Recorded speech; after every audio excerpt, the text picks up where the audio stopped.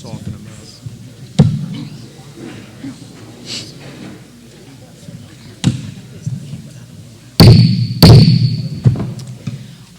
Welcome to the Poetry Town Council meeting for our beautiful town of Poetry, Texas, tonight on April 19th, 6:30 p.m. We welcome you and want you to feel heard, valued, informed, and connected to your town and its council. We welcome diversity of opinion and want minority views as well as majority views to be heard. We also appreciate mutual respect despite opposing view. And as I mentioned, please remember to announce your name and your current address when you address the council.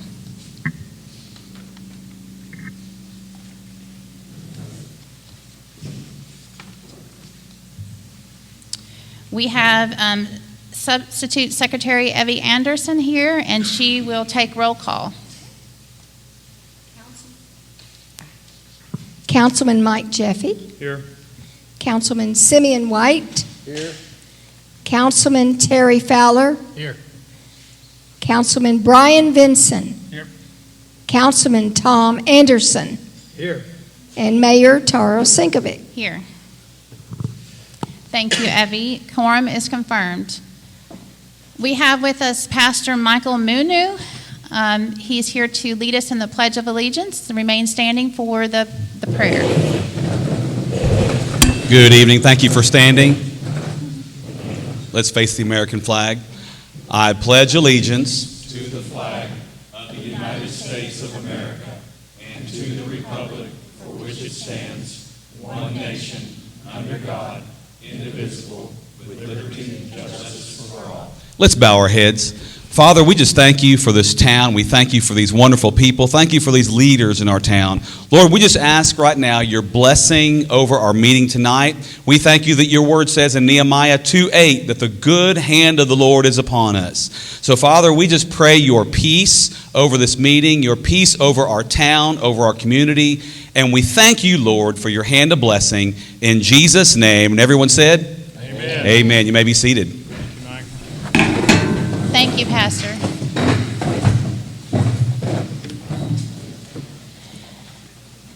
Okay, so under items of community interest, I have a thank you to Jennifer and Chad McFarland, who donated a miniature house. It's a mobile library, so I'm not sure where we're going to put that yet, but thank you. We're going to do a little repair and hopefully have some books for kind of an informal exchange in town. We also have our town attorney, Emily Bowen, is temporarily out. Unfortunately, she had to have emergency surgery this past week, and so she'll be out this week as well. I'm not sure how long yet. Also, Town Secretary Teresa Scholander, her surgery was quite extreme. She will be out for an extended time. We're not sure how long. So our prayers and thoughts are with both of them.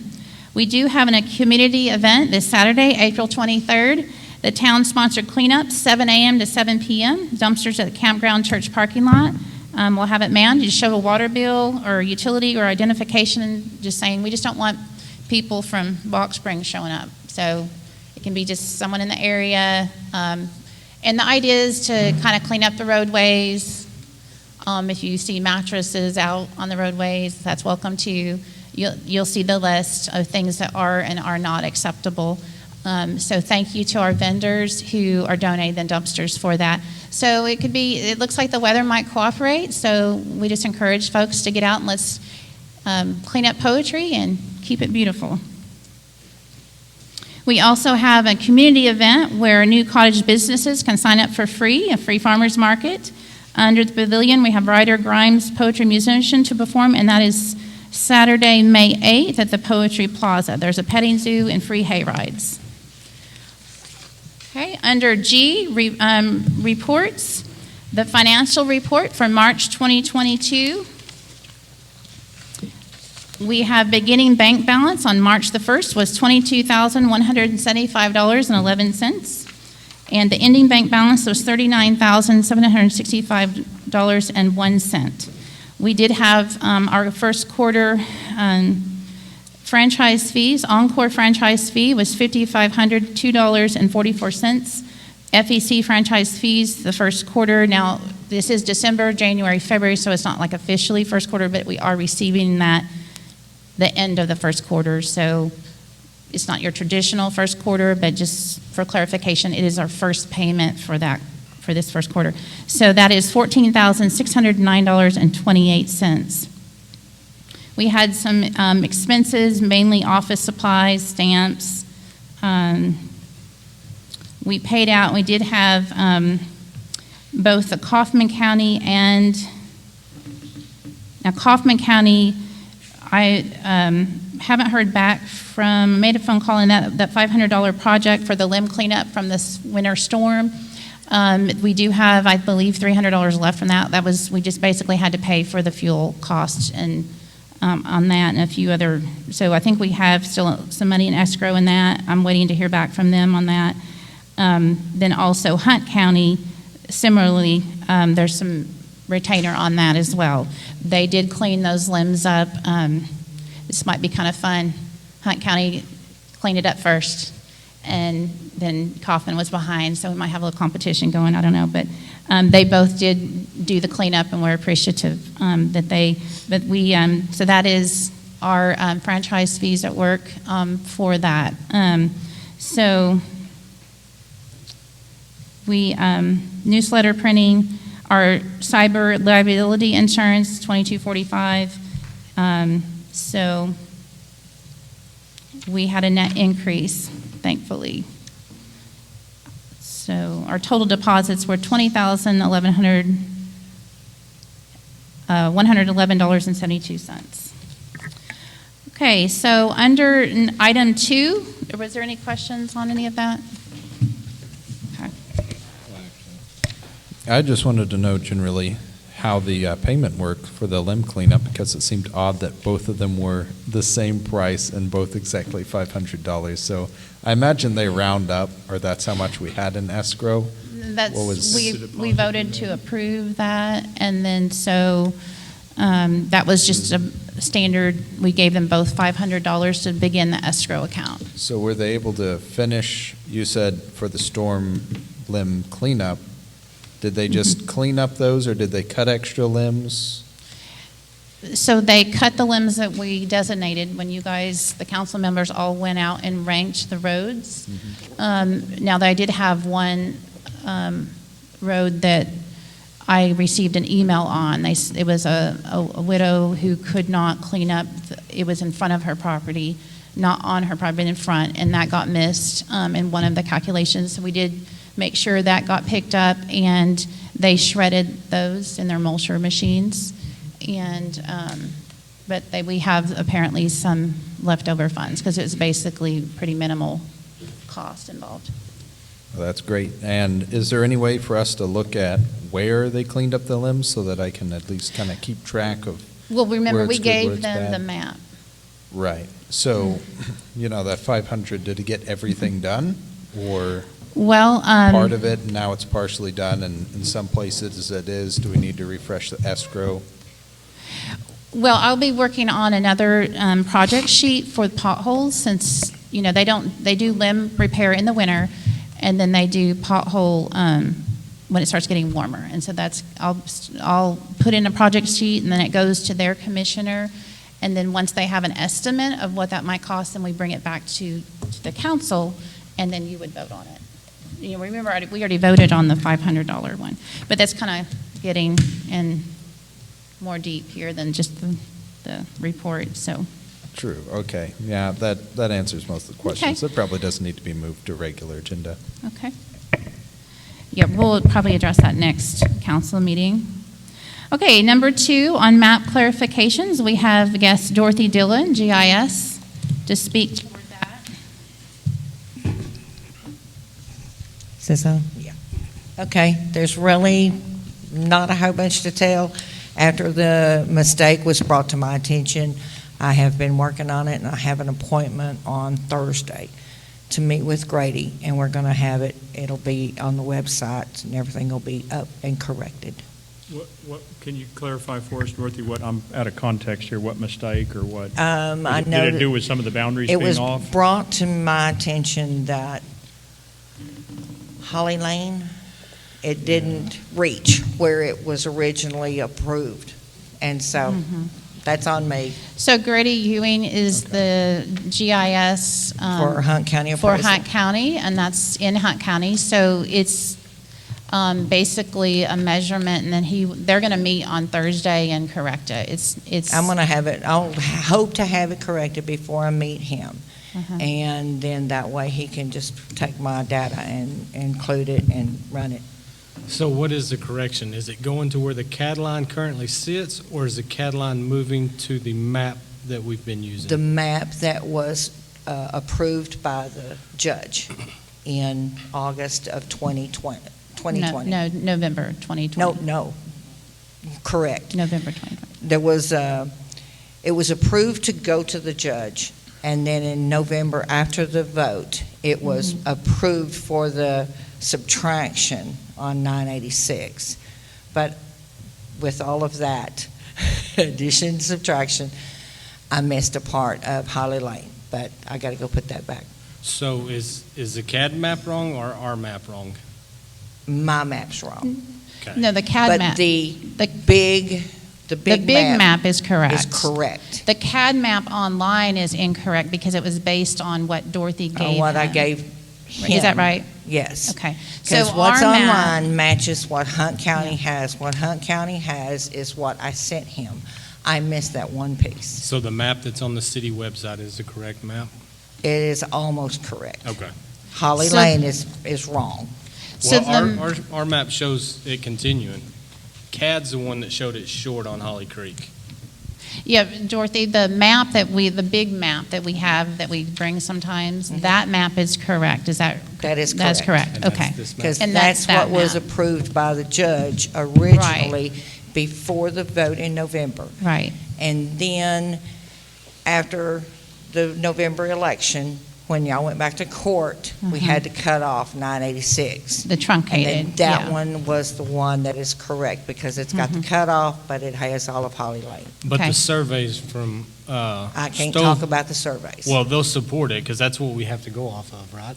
Well, it's both the map and the survey because on the incorporation, the map was created first and then the survey was created behind it. Yeah. So a lot of times. But they got the original, and their survey should match the original map.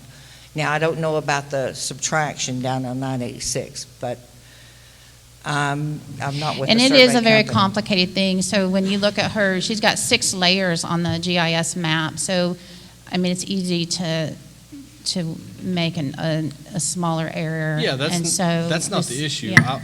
I would think that the survey would be the legal definition of our town, not a map picture that can be distorted with what pixels you're using on the computer. Okay, but Terry, I can't talk for the survey. Okay.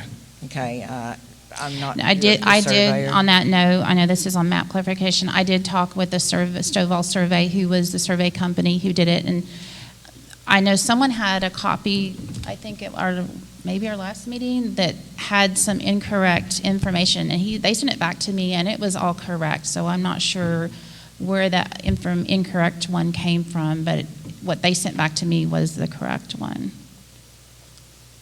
So, Yeah, I think that was their people, because I was in that email exchange with you, and I think it was one of their surveyors sent something, and that was not the correct, and you pointed that out, and then they came back with the. and that was early November when But that I'm happened. with Terry. I mean, of if I 2020. buy a piece of property, they don't send me a picture, they send me a survey, and there's iron posts and markers and things. And I know when I looked at the submittal to the judge to approve the incorporation, it was a list of survey points. We have meets and bounds, Right. yes. So and- hopefully those survey points, if you carry them into a map, will basically draw the picture. Correct. Right, if you draw Correct. that line and go 311 feet or 411 feet or whatever it says you go, it creates the map. Okay, thank you, Dorothy. All right, thank you. Thank you, Dorothy.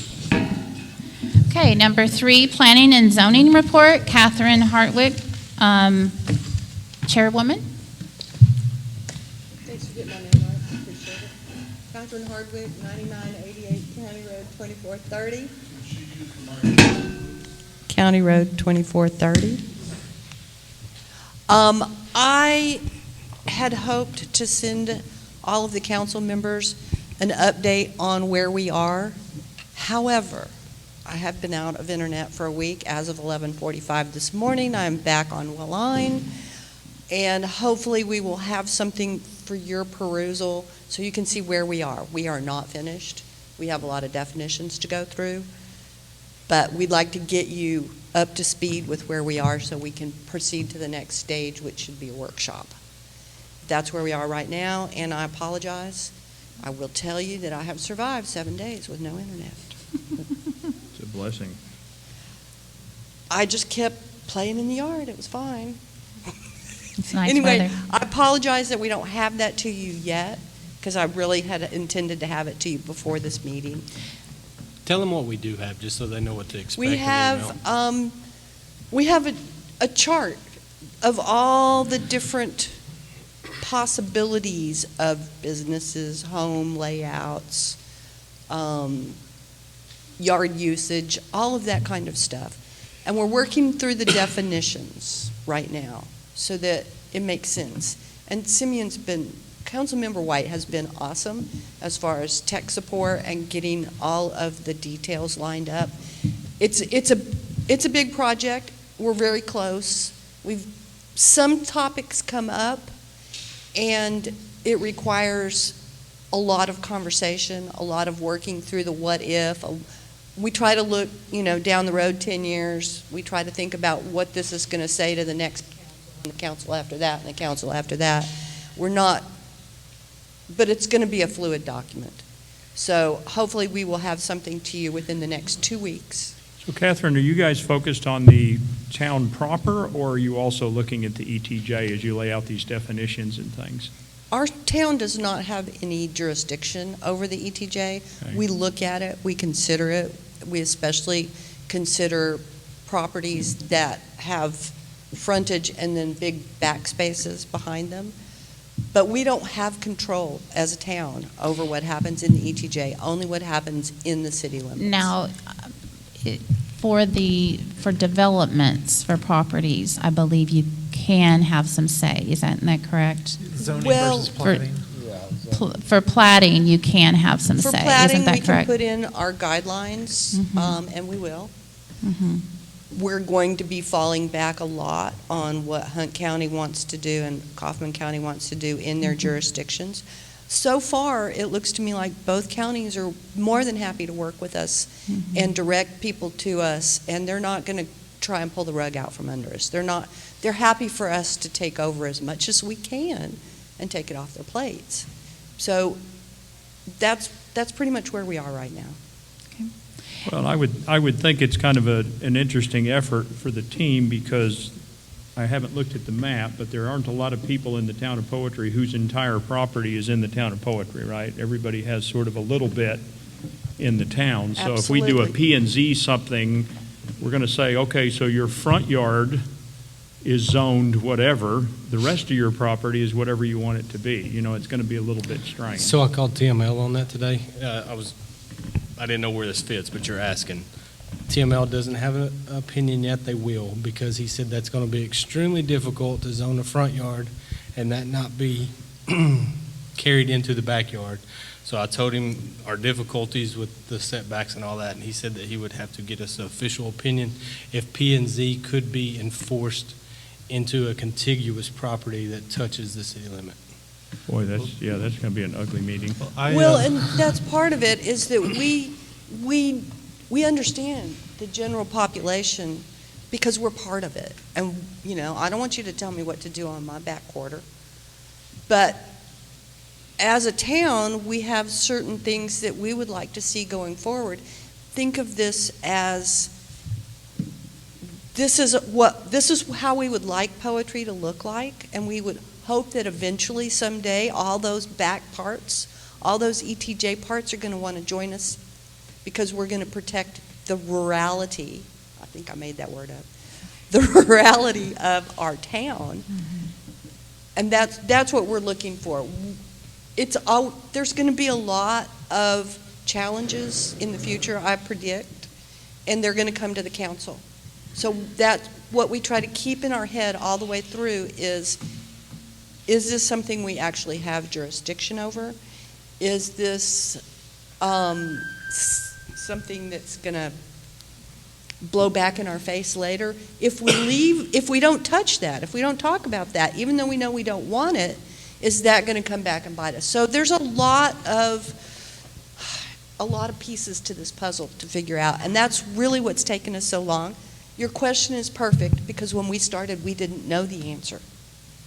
And so, and a lot of people, if TML doesn't even have an opinion. So we're breaking ground here, and we're game. We're in it for the long haul. I want to commend the committee members for showing up week after week after week, phoning in when they're out of town for work. I mean, these guys are dedicated, and we're going to get something that we feel can move us forward and hold us where we want to be. Okay. Thank you, Catherine. So that committee is made up of 7 citizens who volunteered and 2 council members, namely Councilmember White and Fowler.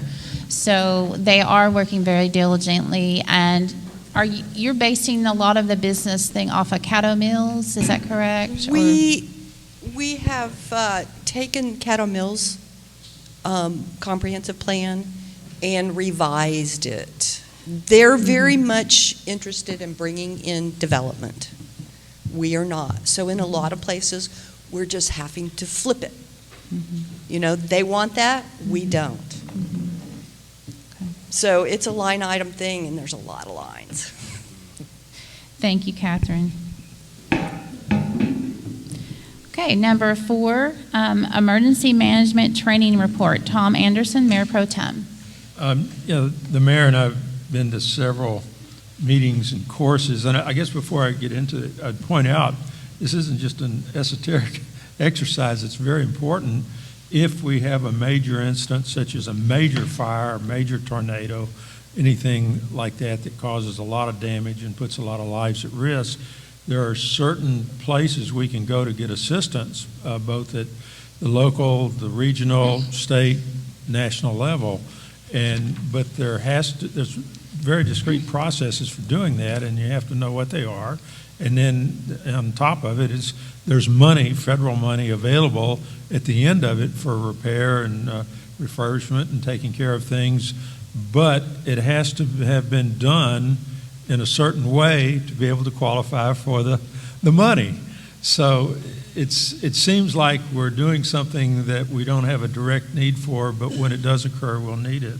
And having said that, the mayor and I went to, in fact, everybody on the council has finished 4 of the courses that were required by FEMA, national type of courses, and that was all online. In addition, the mayor and I have been to 2 in Mesquite where we actually did some simulation and training. One of them is called the Intermediate Incident Command Systems for Expanding Incidents. It's training and simulation and developing plans. And then the second one was a public officials workshop, also in Mesquite, again, to kind of go over a lot of the things we would need to know if we did get into an incident. On top of it, the mayor and I, while we had previously been to the emergency management centers in both Kaufman County and Hunt County, it was suggested by Hunt County that we go to the one at A&M Commerce, which is more like a regional center. It's very big, more elaborate than the others, and it's really set up, and it does monitor lots and lots of incidences throughout this whole DFW region, North Texas region. And we met with the director, and he showed us a lot of things what they did and how it worked, and what we would be doing. And we had several things pointed out to us. One is, if there is an emergency, the mayor or myself has to sign the declaration as an elected official, so that then the emergency management people can do their work. So one of us would have to be available to do that. One of the courses was really interesting in a point in that they got into, one of the simulations was a truck that was carrying hazardous chemicals, and it spilled, it turned over, had an accident, turned over, 18-wheeler, and it was near an interstate, and so they were going through the incident and how you would manage it. And after they got through, well, the mayor pointed out, actually, we did do that in December, this last December. We had a gasoline diesel truck turn over in front of where we are right now, and we did quite a few things, but we didn't do it as quite the way that they were talking about it in the course, but we did have experience doing a very similar incident, so it was interesting. Anyway, we're still progressing. We've got a few more things to do, but it's one more course, which will probably be in our simulation, which will probably be in August in Mesquite. And then I'm not sure what else we'll have, but I'm sure we'll find out through FEMA. Hopefully, we don't have an emergency, but if we do, we want to be prepared. Thank you, Tom. So the first course was a 3-day course, and the second course was a half-day course. My takeaway was that North Texas has a lot of natural disasters. In fact, we are top in the nation for weather-related incidences, and I didn't realize we were the top. We've had everything except for lava flow. So we've had, of course, ice storms, flooding, tornadoes, fire, you name it, we've had it, even nuclear in the state of Texas. So it is important, but thankfully, because of that, we have a significant resources to deal with those things. So we have some full-time, really intelligent people who that's their full-time job to manage emergency management. In the leaders class, they said, okay, Mayor Pro Tem, you cannot leave. Some mayors have left in an incident, and then they have to go track them down because they're the only ones that can sign the papers on certain things. So, but it was very good information. We do have quite a bit of, like I said, we have a lot of experienced people handling that, and I'm very thankful that, and these courses are free to us. So I'm thankful for that too. So thank you, Tom. All right, on consent agenda, I'm sorry, number 5, solid vendors report. So we did receive our report. We did receive our list from Reed Sanitations and Titan. We have not received our list and our revenue fees from AWT and CRS. They sent a letter, and they are currently considered in breach of contract, and so our attorneys will be addressing that.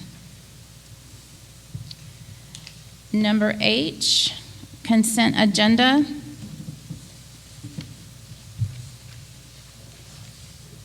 We have the minutes for March 15th, 2022.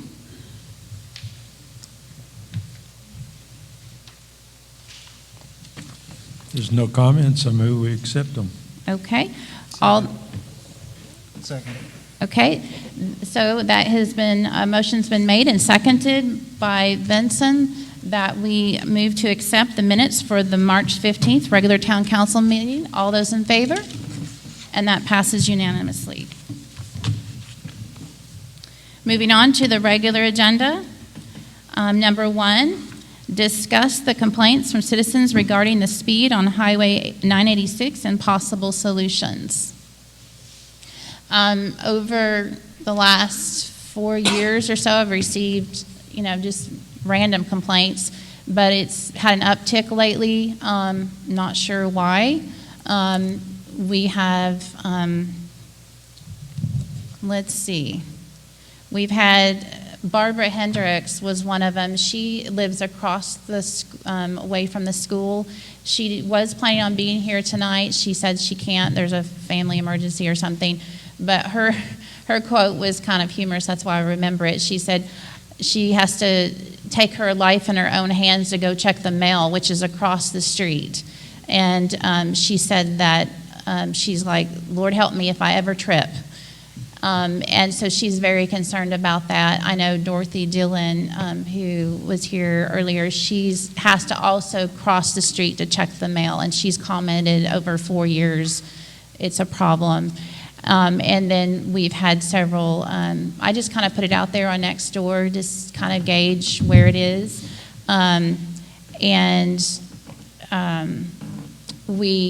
I have written actually to Lane Selman, who is the TxDOT representative over 986, to say, hey, what do we do here? And he wrote back and said, we can do a study on that, and the way they do that, and of course we have a TxDOT expert here that he can verify that as well. In fact, James is the one who sent me to Lane. So we have several different representatives over our area, but Lane said that they can do a study. It'll take 3 to 4 weeks, and then they'll come back with their findings on that. So we do, is there any discussion So Tara, on that? we have 2 state roads that run through our town. Three? 3486. Okay, 3486, that's right. So I'm curious, is the complaint that people are speeding, or is the complaint that they don't like what the limit is currently set at? I think both. Because one is a law enforcement issue and the other is a preference issue. And I guess I'm wondering, are these people new to Poetry? Have they just recently moved here and they're not used to living on a busy road? The realtor misrepresented it? Or? No, Barbara Hendricks has lived here for as long as I've lived here. So how long? I mean, I've lived here for Eons. 20-something years and the speed limit's been the same. Well, I think we have grown in population, and I think the other thing is, I know Tim, oh, well, I better not mention his, but I know also that it's not the whole of 986. We've got, and I just talked to a lady today, but I didn't get permission to use her name, so I won't. But she was mentioning, look, there's school buses that stop and start, and they're not recognizing that and not stopping when they should. But it's not the whole of 986. Listen, I used to have a lead foot, but I drive that road 6 days a week, sometimes 7 days a week. So honestly, 55 miles an hour is kind of handy for me. However, I do recognize if I lived on that road and I had children or grandchildren there, I might be a little concerned, because they do speed through there. And my office is right on that road, and I see them all day long. And I do think the bulk of the traffic might slow down if it were, at least in a certain area. You've got 3 churches, a school, 4 to 6 businesses, a cemetery, all on that road. That's kind of I don't know of another road that would be considered Main Street, because you have all that going on more than any other road in our town. And so just you've got the school area all the way to maybe Tim and Rose Smith's place. Tim was saying, he is for reduction in that. I know the Frankums were for a reduction in that, Marissa, and because she's got children on that road. But even despite the reduction, I was on it, and it is 55, and I happen to be going 60. And right there by the church and the cemetery, I got passed, and the guy had to slam on his brakes when he realized that the field in front of him wasn't a through street. So, I mean, I admittedly was already going over the limit and still got passed right there.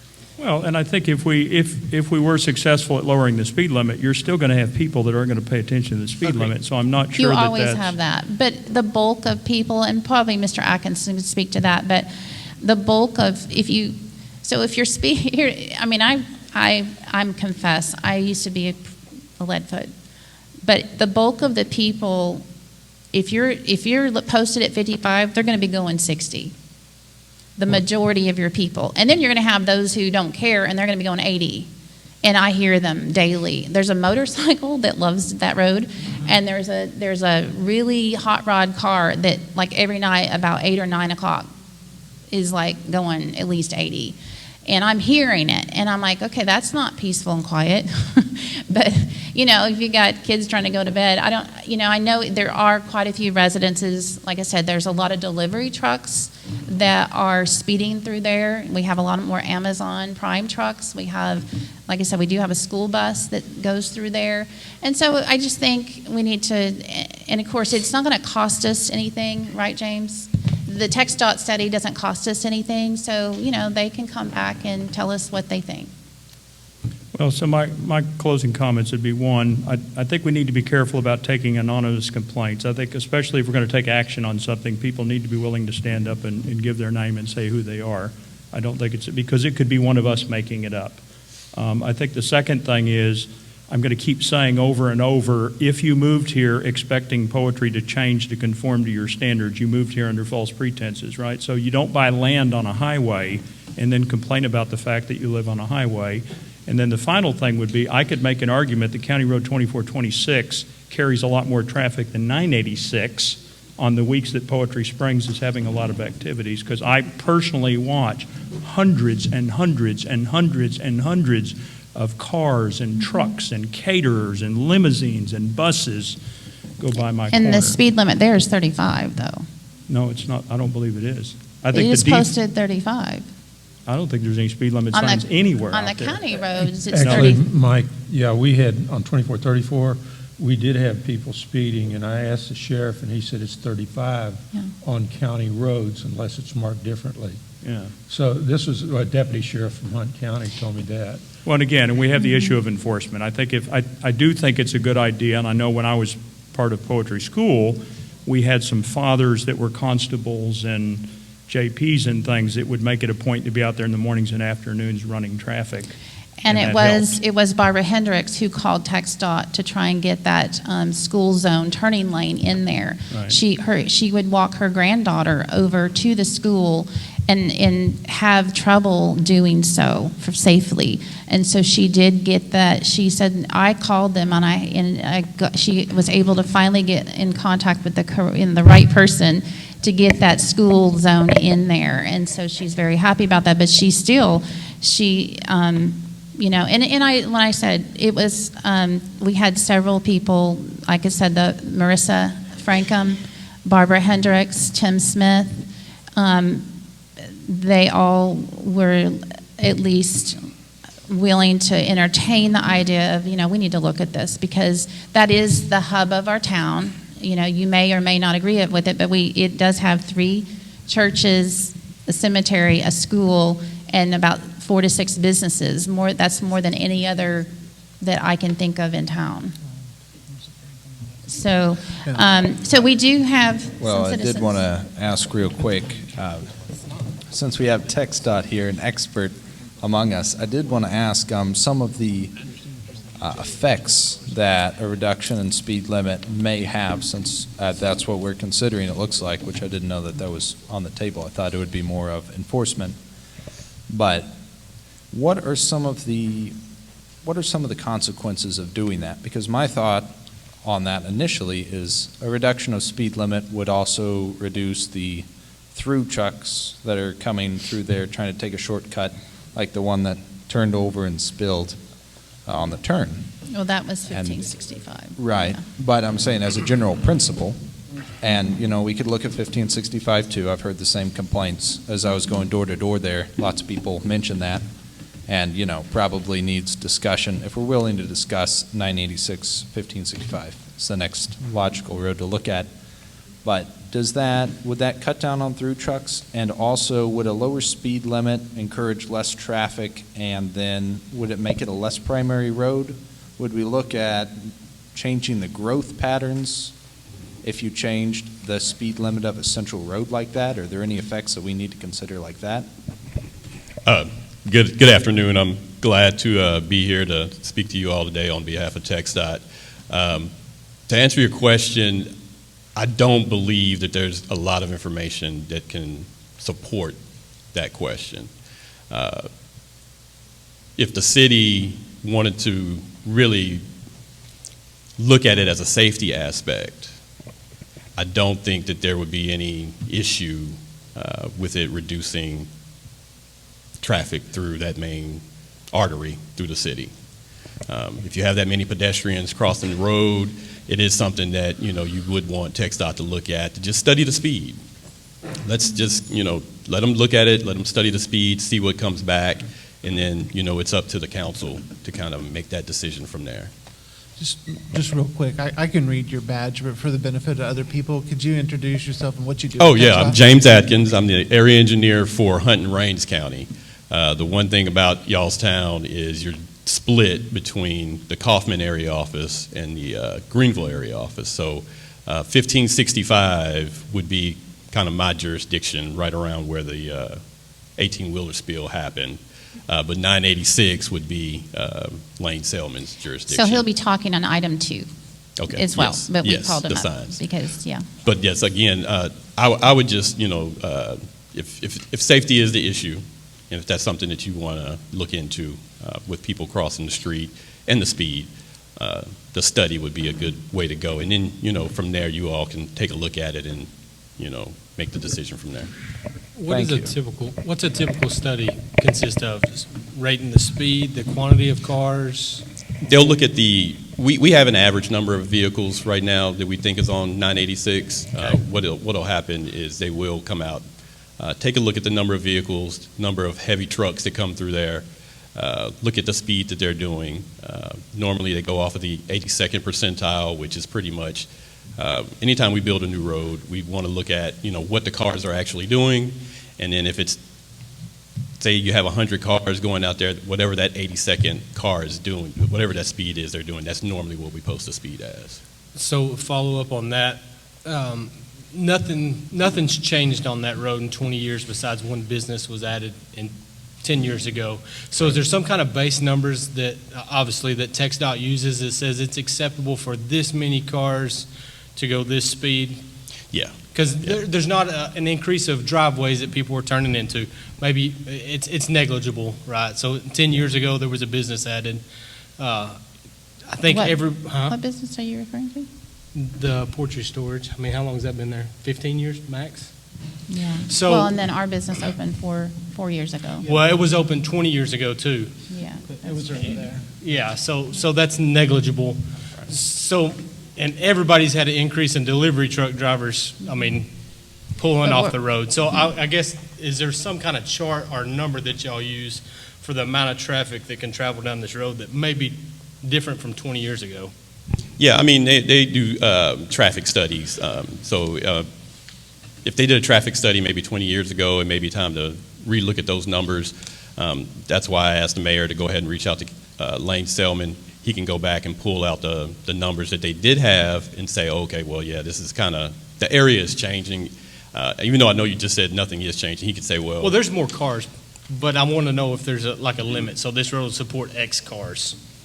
And this yeah, we do have those limits, and we call those levels of service. levels of service. So if the level of service gets a little too high, then you may end up having to widen the road, Sure. or TxDOT looks at Of changing course, I've things had up. old timers tell me that when they were here, they rode their bikes down 986. So it has changed. Yeah.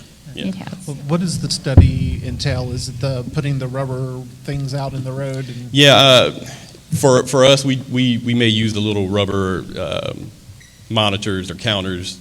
Sometimes we even send a guy out in the truck, just sit out there and count traffic. They'll use speed radars, things like that, to see what the traffic is actually doing. So again, we normally base traffic off of the 82nd percentile of what all the traffic is out there. Okay. Thank you, James.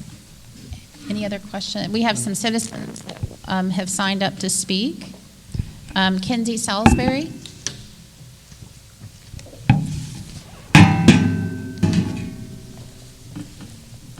And we'll have you back on item 2. Okay, so the school zone already has a speed limit for during school zone. So are y'all wanting to lower the speed limit from like 1565 to Tinman Roses? Is that what y'all, that section, or all of 986? I think that's within open for limits? discussion. I think that's open. I've heard everything from 1565 to Tim and Rose's place, all the way to 3486 into Tim and Rose's place. What do the council think? well, frankly, until I read the agenda item, I didn't know this was an item for discussion. But I want to see what the study says and take Okay. it from there. And then also, has anybody gotten the number of how many tickets for speeders on 986? Because I know a lot of people were concerned about the enforcement of it. So at the level it is now, what's the enforcement of what it's going for? Sheriff Terry Jones, of course, he's in Hunt County. So reach out to the sheriff for Kaufman County to find that out. I have called them. I did not get a call back. That's a So good nothing question. yet? Okay. That's a All good right. question. Thank I don't you. know. Thank you, Kinsey. Kinsey, I'm sorry, did you state your address? Did I miss it, or did you? 20571 North Highway 34, which is way more dangerous than 986. But we don't have the heart of town through there either. All right, Chad West.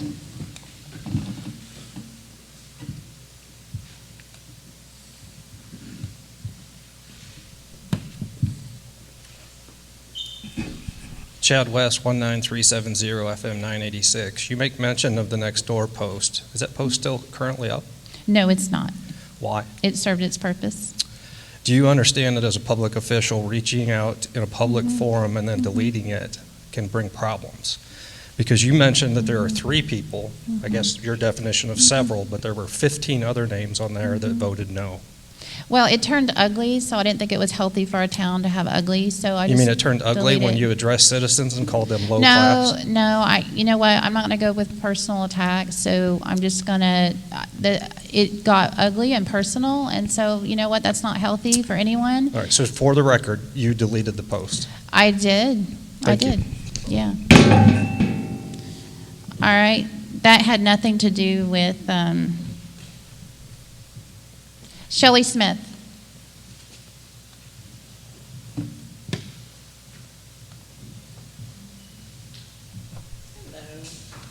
Shelley Smith, 18730 FM 1565. Regarding the speed reduction on Highway 986, as the mayor mentioned, around April 9th, she posted on Nextdoor this question. Posted 55 miles an hour on 986.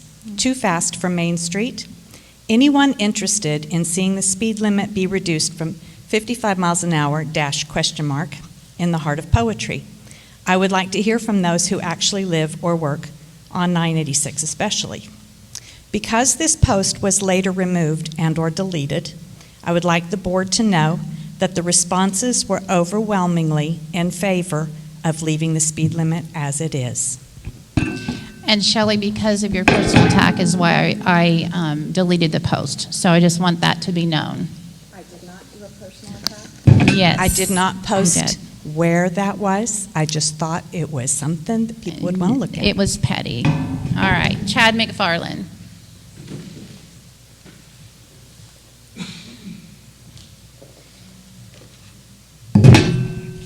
Chad McFarland, 19850 FM 986. Quite honestly, I think all the discussions about lowering the speed limit, you're putting the cart in front of the horse. You've got to get the study done first. Because if the study does not say that the speed limit needs to be lowered, who are we to argue with science and numbers? Get the study done and then go from there. Thank you, Chad. We do have some discretion as a town council in consulting with our attorney. It's not just the study. We do have a say in that. To add on, I don't want the speed limit set on somebody's feelings or emotions. I want it set in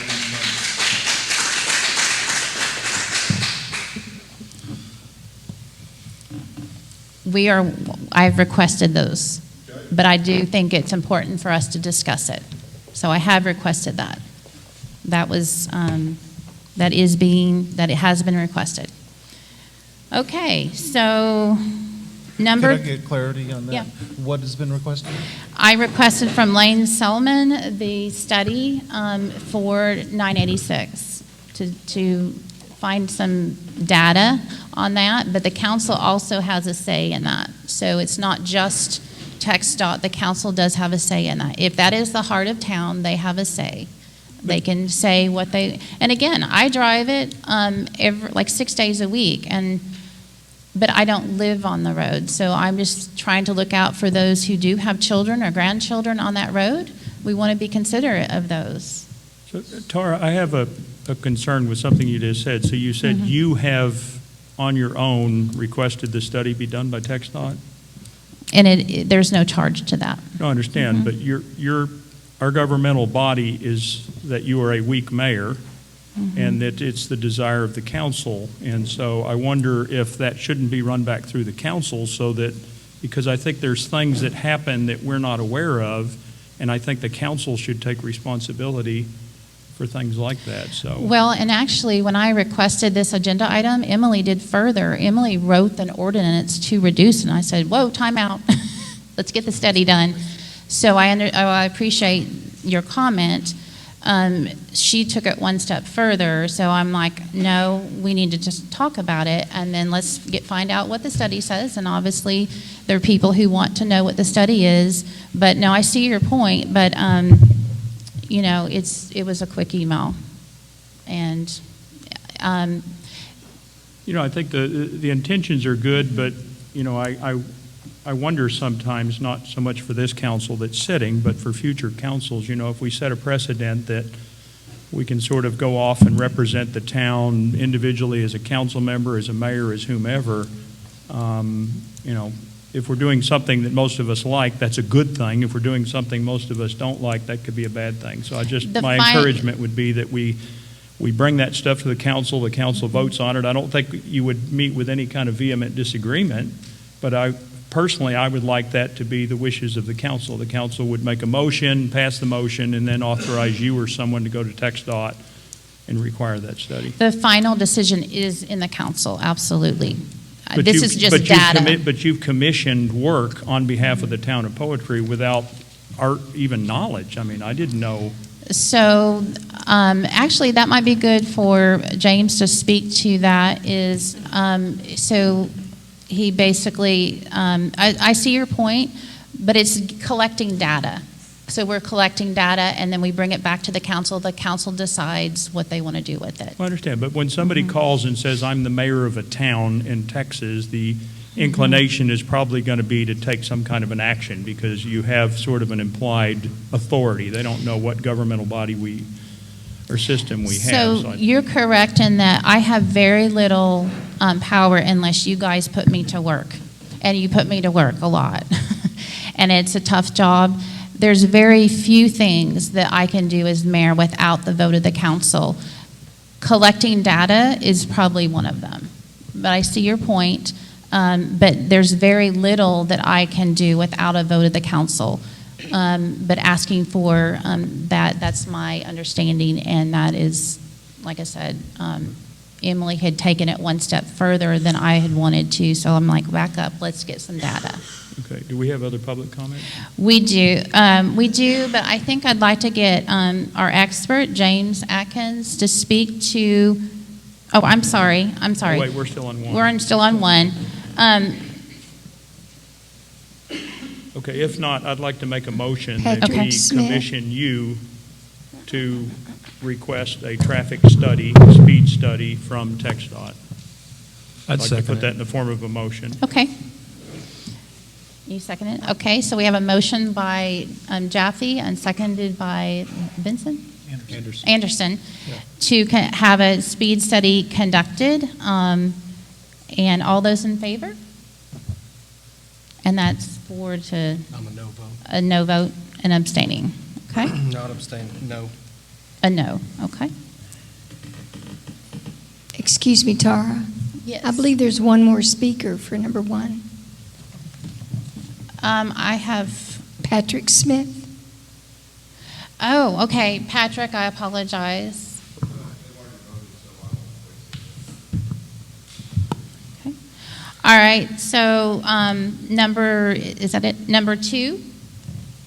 We have number 2. Discuss and consider action on installing town limit signs to points of entry for the town of Poetry. We have a guest expert, James Atkins. We talked on the phone and we emailed after the council decided that we needed to get some more information on the entry points because we don't really know how we install the signs for the entry points on the TxDOT road. So James is going to speak to that. Yes. So as far as the town limit signs, I did receive an email from the mayor asking about information on that. Basically what it is you would send a letter or a map letting us know that you have an interest in having some city limit signs installed.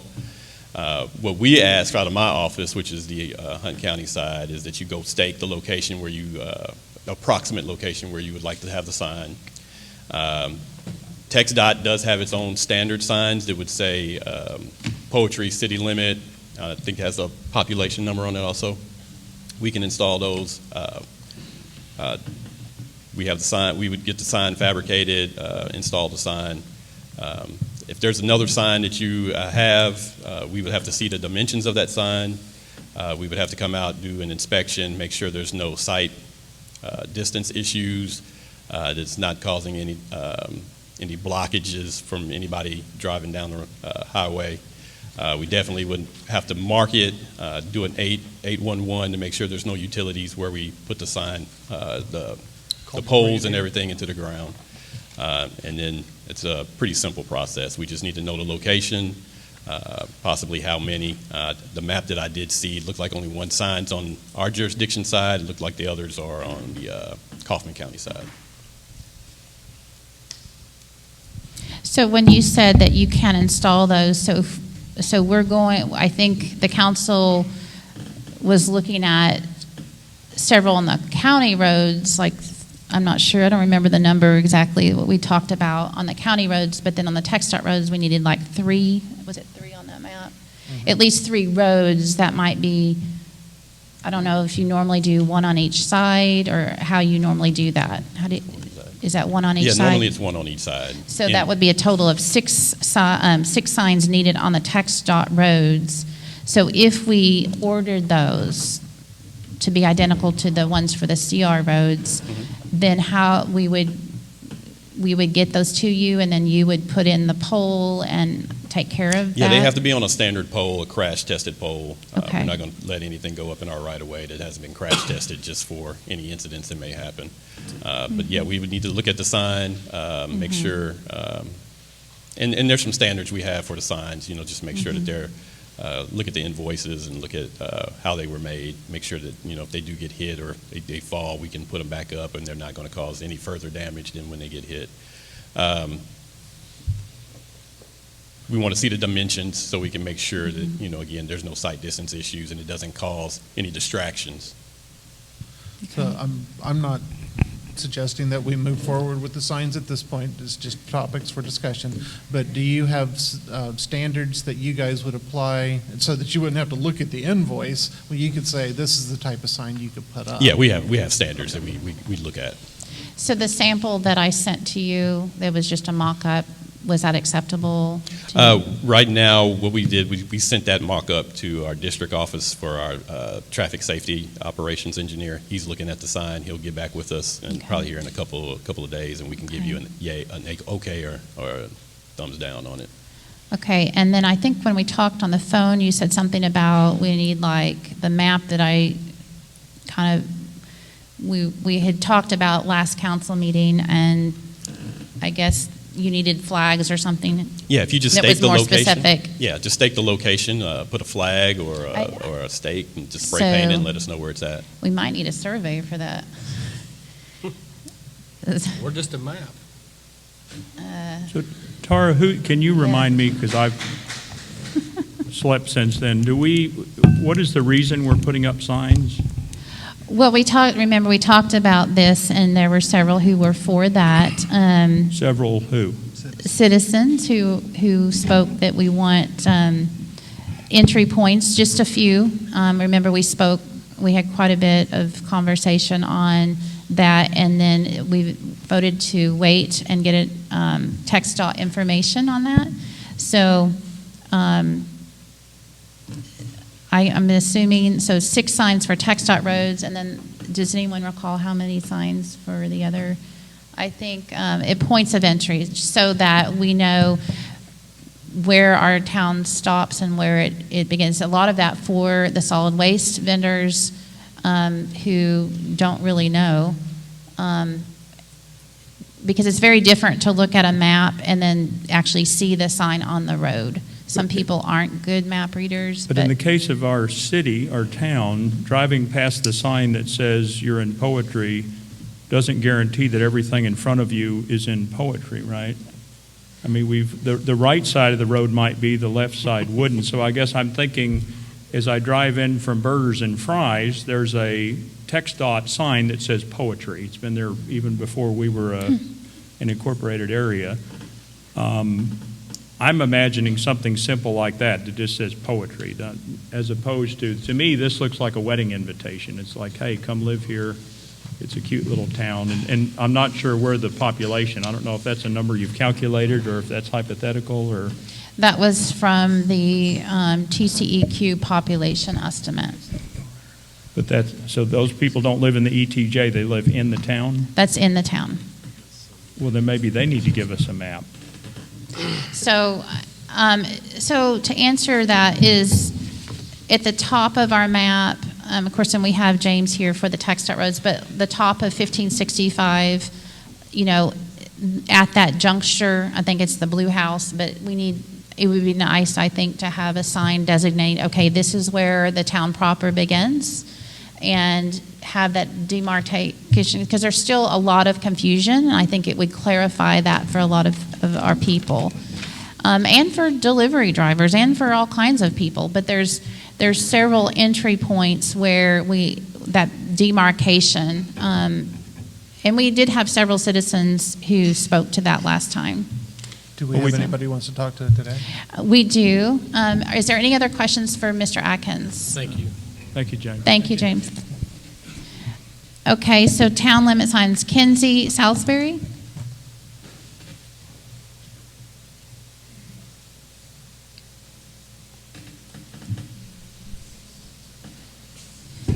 I think we should hold off on signs until we actually get a solid number of who our citizens are. Because the ETJ, some of those might become citizens. So the map won't really, there's 99% of the map is correct. There's 1% that's, and it affects one resident. Just so, I don't want to blow that out of proportion. I think a 1% error is minimal on that. But I think your reasons for doing this, Tara, are confusing me, because you're saying delivery drivers can't find us. Well, we're not a zip code. We don't have a post office, so we're not a legitimate distribution point. They're going off of addresses that say Terrell or Royce City or whatever, and they're finding us because we're in the GPS. If people live here and they're having trouble finding their way home, that's a separate issue. So I guess I'm just not sure what problem this resolves. I mean, the trash people are going to go off of physical addresses. They don't care whether there's a sign that says poetry. Well, actually, they need to, because it's the poetry. They're having to decide who is in poetry for the franchise fee. But they'd have to drive with a map in their hand, because, again, quite literally, one side of the road might be poetry and the other side of the road isn't poetry. I think that this particular point Mike. is something that we're going to be discussing later. Right. And Okay. the impact will be pretty obvious at that point. On the map, there are really no homes. I mean, we can table this. It was just we have, you all commissioned me to find out from TxDOT what it would, that's what the meeting was last time, what it would take, and he's told us what it would take. There was significant input from that. If we need to postpone that, I'm fine with that. But Were there any other citizen comments? Yes, Patrick Smith. Okay. Well, I'm going to throw my opinion on this real briefly out there, because I don't necessarily mind if the delivery drivers have a difficult time, but I know just generally, I've been asked a lot where the town limits are specifically, and I've also been asked actually more often people that are in the middle of poetry that aren't actually in poetry, because they're surrounded by the roads and aren't actually in. And I would just, my thinking on it right now anyways, is that it'd be at least a nice kind of vague, broad stroke communication to our people of, this is kind of where we're end, And I think it might build some town pride, just a little bit of that. I'm always on the lookout for any way we can encourage civics, because I just feel that our society is lacking that to some extent. So maybe I'm a little overly optimistic that this will help build some town pride by identifying some of our boundaries. But I don't like signs in general. It's true. And I don't like flashy signs. So, I mean, I like the idea of just a basic sign, because communications is pretty much all I'm trying to get across. The only thing that I liked about that sign is, the tractor. I think the more we can push people, every time somebody drives into the town, every time they drive out, they see just a little image of agriculture. And I hope that just roots in people's heads, and they just think of this as an agriculture country town and nothing more. Well, those are just my general thoughts on it. Any other thoughts from the council on that? Thank you for gathering the information, but I don't think we're at a place that we're ready to make a decision. Okay. All right. So we will postpone that. We can revisit that later. James, thank you so much. Thank you, James. Thanks, guys. Thank you. Number 3, discuss and consider possible solutions to the noise complaints at the Springs Event Center located in the town of Poetry. Mike Jaffe requested that this be put on the agenda, so we did have a number of complaints from citizens, and we've got citizens that want to speak. So just to kind of frame this, so Poetry Springs is a wedding venue off of 2426, just around the corner from here. And it's been there a number of years. It actually backs up to our property. And they have two venues, 2 buildings that they provide for weddings, meetings, parties. I mean, you can rent the facilities for all kinds of events. Very nice facility. They've done a lot of paving back there and cleaned the place up. It's probably not my favorite thing about Poetry. The music at night can get a little annoying, but that's not on a regular basis. The backpack blowers running for 4 or 5 hours during the day kind of wears me down a little bit because I'm outside a lot. But for some of the people, for the Bridges and for the Bennetts and some others who live right next to the property, right across the street, it can get pretty intense. And I guess there was an event a couple of weeks ago. Somebody rented it for a Ramadan celebration, I believe it was. And apparently they paid the DJ to stay late, and it just went on and on and on. And it was just incredibly loud, especially the subwoofers. You don't get to enjoy the song. You just hear a lot of, thumping and noise. And I know Sherry and her husband got pretty animated that night and went over and tried to get them to stop, and they didn't get a very good response. But now I think, are you Matt? Okay, so Matt is here who represents the Springs, and I do appreciate Matt because I know my wife Sue has reached out to him.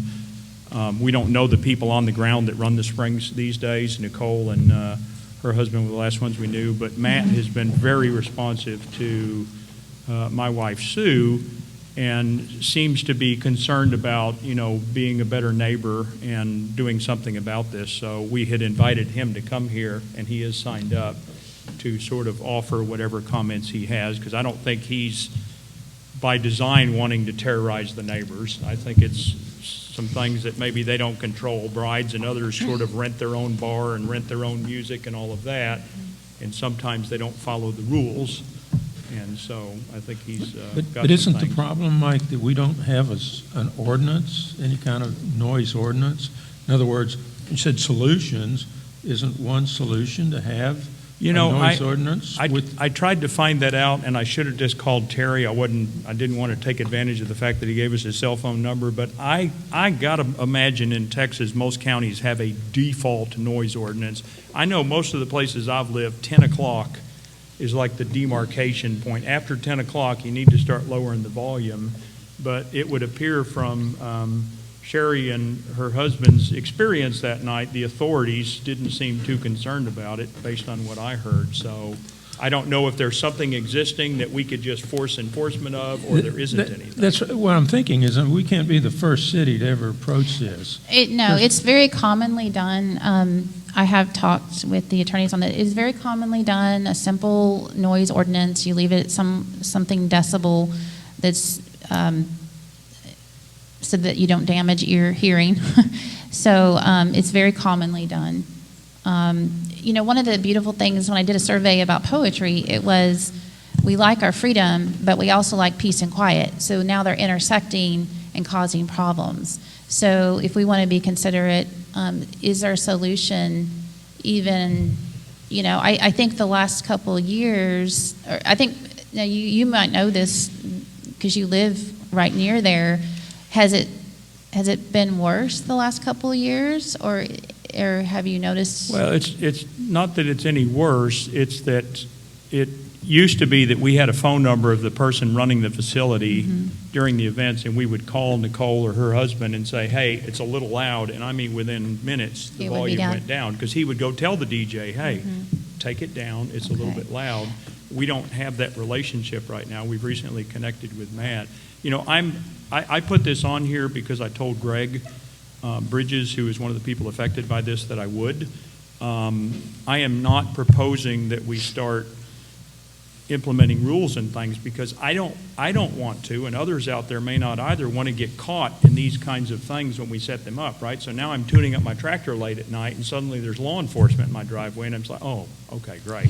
That wasn't the spirit of the rule, right? We were trying to take, or the Hispanic family across the way that likes to have, loud parties late at night and shoot guns or whatever. I mean, I don't normally have a problem with that, but I don't live, just feet away from the sound systems like these people do, and I don't have to get up at 4 o'clock in the morning and go to work and try to. I guess, Mike, what I was going to suggest is kind of like our decorum policy that we worked up. We looked at several cities that had them to see what they had, and we kind of looked at small towns and picked out one that we thought was reasonable for us. And to me, that would be one, as a next step, is to look at some noise ordinances of not necessarily Houston or Austin, but small towns like us. What do they have, and what kind of enforcement or penalties do they have for it? And it's both time and noise and decibels. So my suggestion is we look at some ordinances of some towns that are something like us, small, rural, and see what they have, and then see if there's something we want to adopt as a council. Well, and I don't know, I don't socialize a lot with a lot of people, but that I know of, the only complaint, other than the guy that fires the cannon or tannerite or whatever once a month and freaks out everybody because they think it's an explosion, I don't know of any other loud noise issues around here other than the spring. So before the hot rod on 986 at 9 o'clock at night is pretty loud. So to keep from boring everybody, it took me 13 seconds to find an article on Harold Benner from Judge Stovall's office and Daniel Ray that there's already a Texas penal code and the acceptable decibel range is 85 decibels. As measured from. I mean, y'all feel free to look into it more, but we keep saying we need to look into it. I mean, it's right there in the Harold Benner that we can read. What about time?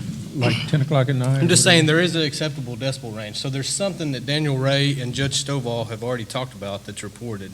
Well, and the law goes on to say, from a point that the person making the noise does not have a right to occupy, right? So Sherry's house is not allowed to be occupied by the DJ, so that would be a fair measurement point. But then you've got the issue of, okay, so if the Rockwall cops on duty that night are just laughing or whatever, saying, get bent, we're not it. I mean, it's like, so I guess I would be in favor of hearing from Matt, because I think Matt has a better opportunity to fix this problem with what he's thinking about, or at least what I've heard he's thinking about. So I would like to hear from Matt as well, but I think order of precedence, maybe hear from the town so that Matt knows exactly what's being said, so that then he can respond to that. Matt, are you agreeable to moving you to the bottom of the list so you can hear the citizens? Is that acceptable to you? Okay. With your permission, Sherry Bridges. Please remember to state your name and address.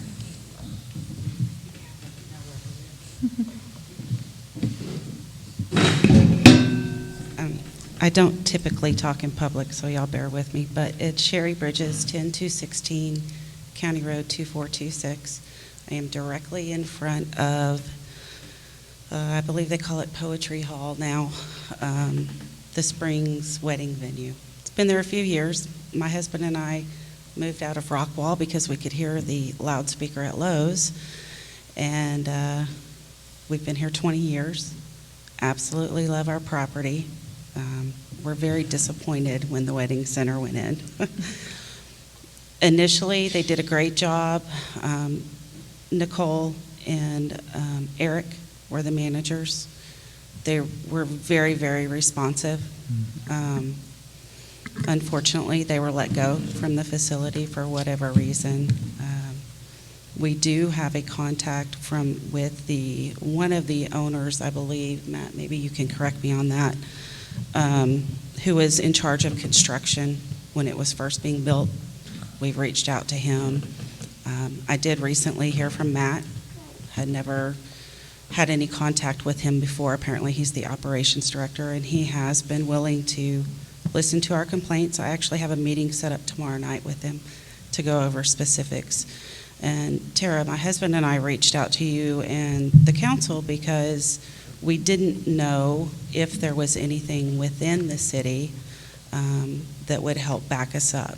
Because unfortunately, we've gotten zero help from Hunt County law enforcement. We've been told. And what have they said to you? I'm sorry? And what have they told you? There's nothing they can do. Because there's no local ordinance. Is that Well, what they've said? if you look over the state statutes, 85 decibels is, I can tell you I have about 200 pages of Texas statute on noise and considered nuisance law, which is what I've been researching. Because even if by their decibel meter, which you should, in essence, measure at every corner of the property to follow the statute. Even when that's being met at times, because the facility is made out of stone, the bass reverberates in my home. It's woken up my grandchildren. You know, I have a husband who has some health issues that have made it very difficult for him to tolerate the noise. The windows at times will literally shake. I have 2 houses on my property. My father lived in the house behind us, and he was deaf as a post. He passed away in October, but he even at times could hear it. And I just had the neighbor behind his house reach out to us on the same night that I ended up going over at midnight on a Wednesday because they could hear it. So obviously something's, needs to be done, and I look forward to working with Matt, but I would think that the council may look into what the statute is in Texas and what can be put in writing so that it can be enforced. Sherry, I'm sorry that that's been your experience. How many times a month is that, or should I ask how many times per week? Are you having that? There's been times where it's 4 times in a week. 4 times in a week? I can tell you the best thing that ever happened to us was COVID, and they were shut down. I was working my rear end off during COVID in healthcare, but it was great because it was quiet. I could sit on my porch and enjoy it. So COVID's over. COVID's over. They restarted. Yeah. I do not know the manager now. We've been told we could reach out via the main number, and I either get no response or I'm told by the wedding attendant that the DJ or band is not listening to them. Okay. And a lot of that is internal, and that is what I have the meeting set up with Matt for. But I would like to know, as a city in the state of Texas, what's available. So I did have someone reach out to me via Messenger, Nextdoor Messenger, saying they used to work at the venue. They didn't want their name mentioned, but they are a citizen of Poetry. They used to work there, and they said when they worked with Eric and Nicole, They had a 11 o'clock where the decibel reading would go down, like you couldn't have it past a certain decibel reading. I don't know what that was, but then they would cut it off at midnight, but then the decimal would be checked at 11 o'clock. Yeah, and that has happened in the past, but again, I think, that's at this point for us just an internal issue to deal with the Springs on, because there is no noise ordinance. Unfortunately, in the state of Texas and living in the county, you really have no recourse other than to file a nuisance lawsuit.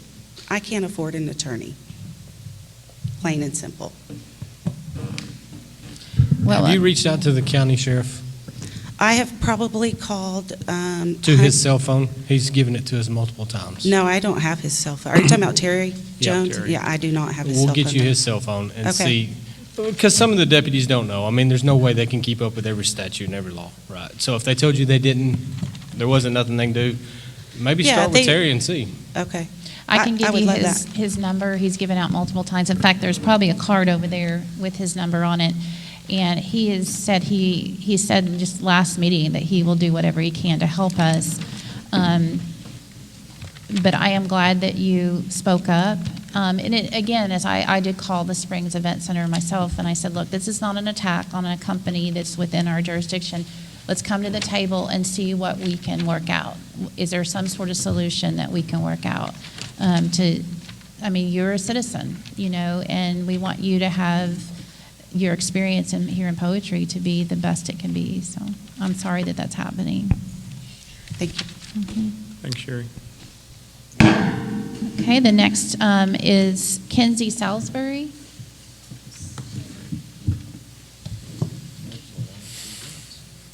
Well, she So kept asking Evie, her questions, though, so. Evie, you are timing. Oh, it But did. you kept asking her questions. I did. Okay, tell me time or something. Thank you. All right. Okay. Kenzie. So not to diminish what y'all are having to go through, because I feel really bad for y'all. But I would, like Mike said a minute ago, the ETJ, that's really going to, when you start laying those ordinances, it's really going to start causing a slippery slope. Like 4th of July and other things like that. How is that going to fall whenever they're 301 feet from the road? Are they going to go to the outside of city limits and then start playing their music? And then how is that going to be enforced? Well, actually, in talking with the attorney over some of this, some of the noise ordinances actually do take place they can be effective in the ETJ. What did they say? Like what all? I don't know the nitty gritty of it, but they can be enforced in the ETJ. And who would be enforcing it? The county? Well, apparently, Terry Jones is going to be everywhere. He's going to take care of it. Okay. The ordinance would have to be approved by the council, correct? Okay. Yes. Thank you, Kenzie. Chad West. And remember, she did state her address earlier, but remember to state your name and address according to our rules of procedure. Chad West, 19370 FM 986. I guess the question I have here is that when we incorporated this town, we did that to protect ourselves from Terrell and Royce City. City folk use words like ordinance and nuisance. We've already set up here, and it's already went from trying to turn down music to a noisy motorcycle or a noisy car or people firing guns. How far are we taking this? And that's the issue that I have. It seems to me that there needs to be a simpler solution than a nuisance ordinance. I hope that there is. I don't like a lot of rules either. Personally, I hope that they can work it out. Okay, Shelley Smith. Okay. Patrick Smith. Okay. Chad McFarland. I think he may have left. Okay. Okay, Matt. And please state your position with the Springs Event Center.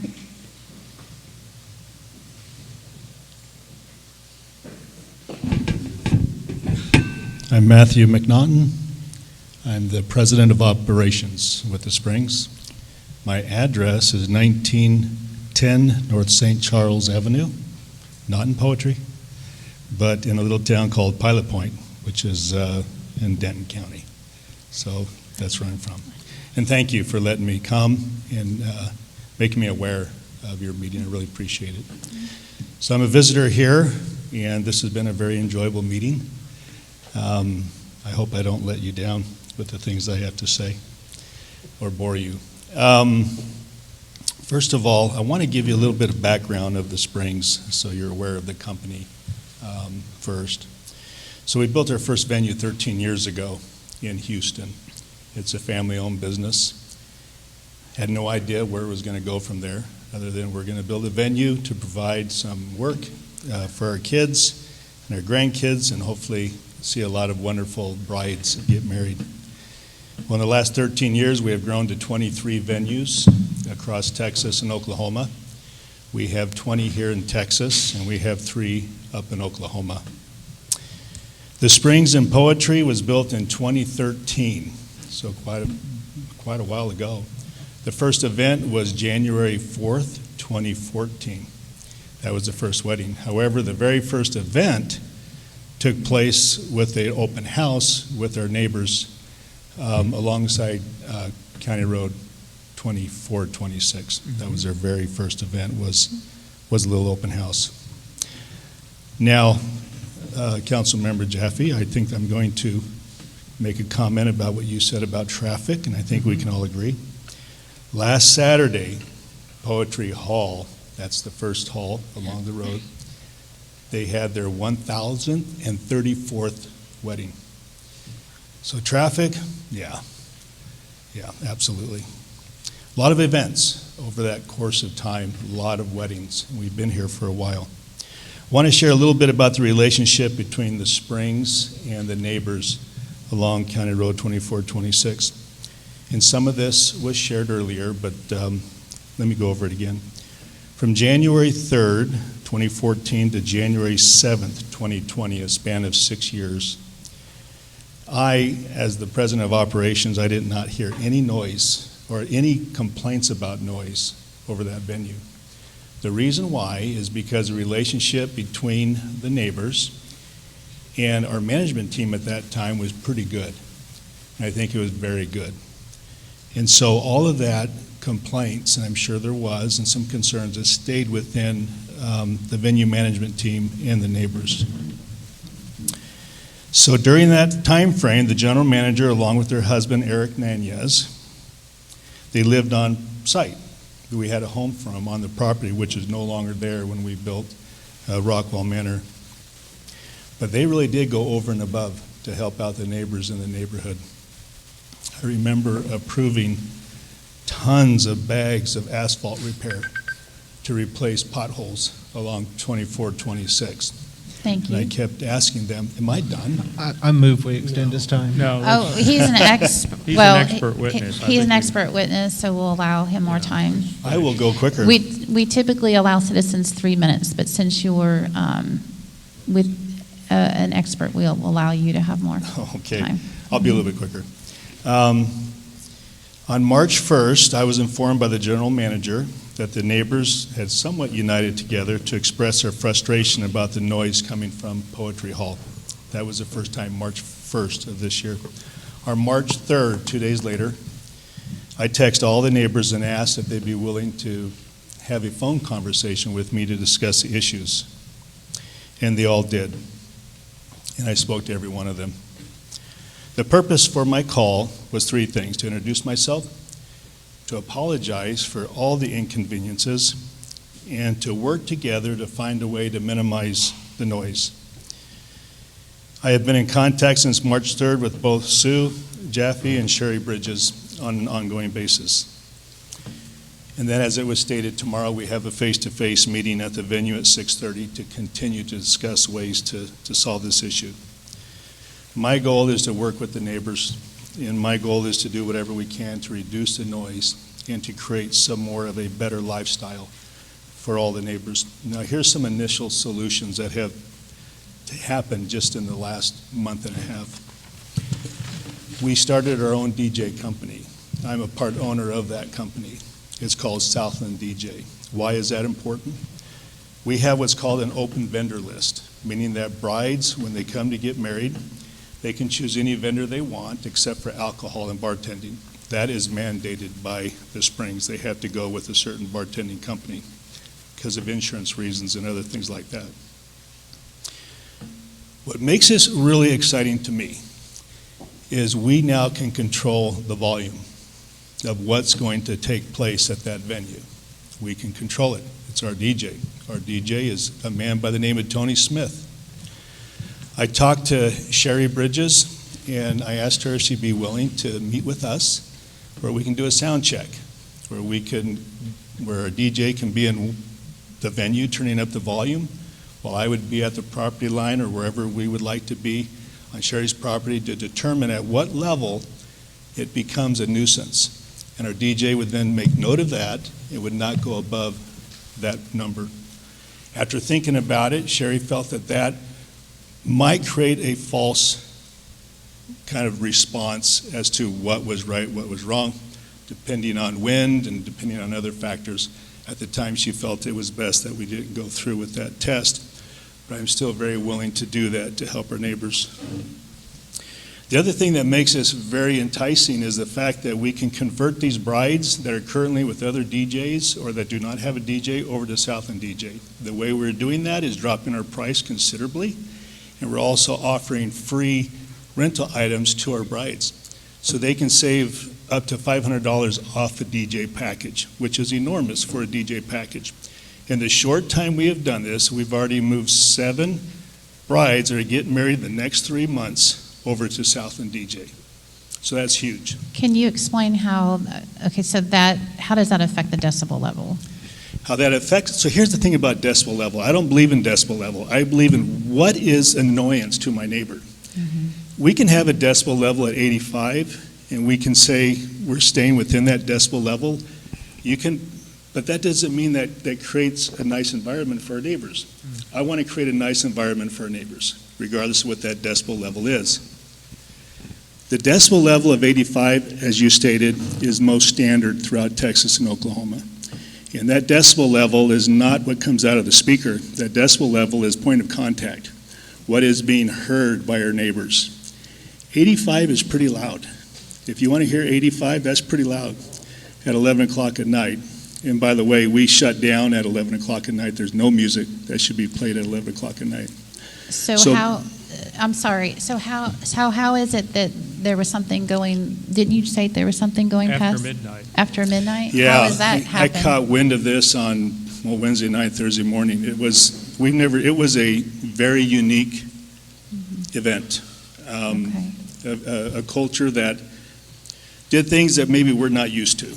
And it happened on a Wednesday night. You know, most of us, our kids or what, we go to church on Wednesday night. Like, we don't have events on Wednesday night. I mean, this shocked me when I even heard we had an event going on there. This was unusual. And what they were doing was unusual. It shouldn't have happened. It just shouldn't have happened. That was a mistake. And that's something that's not going to happen again. I mean, it shouldn't happen at any of our venues. So that's unique. But where we can control the volume, where Sherry or where Sue or any of our neighbors could actually have the number of our actual DJ to get to know Tony. Say, Tony, hey, it's a little bit loud. The wind's blowing this way. You know, can you turn it down? I want that type of relationship with our DJ and with our neighbors. And that's what I'm offering, and that's what we're doing. Now, as I mentioned to Sherry, and Sherry knows this, and maybe Sue does too, our brides book 12 months out. If a bride comes in today and books an event, it might be 12 months from now, so they're under contract. They already have a contract, but that doesn't mean they have their DJ, and that's where we're trying to lure them in. Now, that's one thing that we have done, and I think it's going to help greatly. I just have 3 more things, and then I'm done. We do have a long evening, so thank you for making it concise. Keep moving. Okay, I'll keep moving. Our security officers are off-duty commissioned police officers, and one thing I learned is that we can do a better job with those officers. And so I have already, spoken to our general managers and our team, and they need to do a better job monitoring that volume. So that's something that they'll be doing a better job of.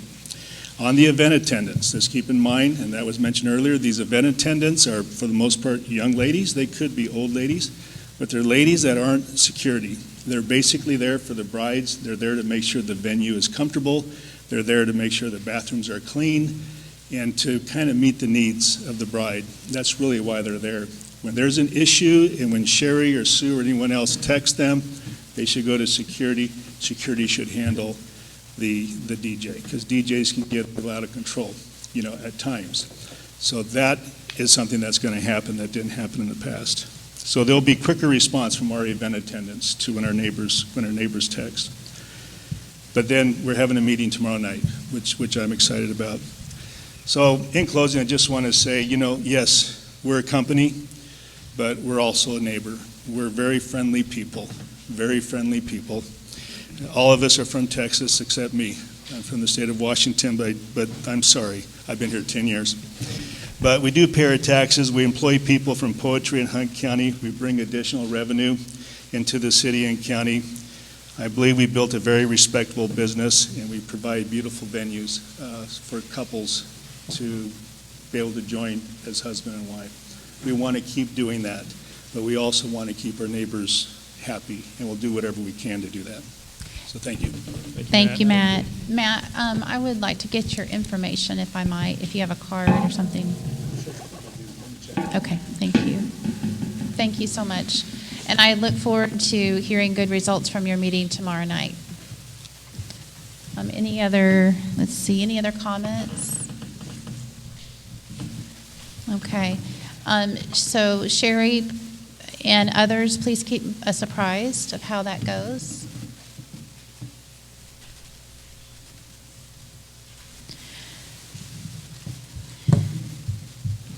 So I believe there's no action now.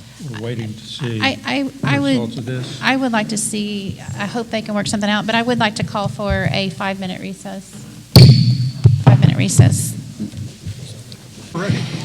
We're resuming our meeting. Yeah, I mixed Felicia and Felicia, so they say, bye, Felicia. I know the pizza table is really popular, but we need to resume our meeting. Carry on. Well, Tom's still coming in. We'll pass them stuff before they know it. There we go.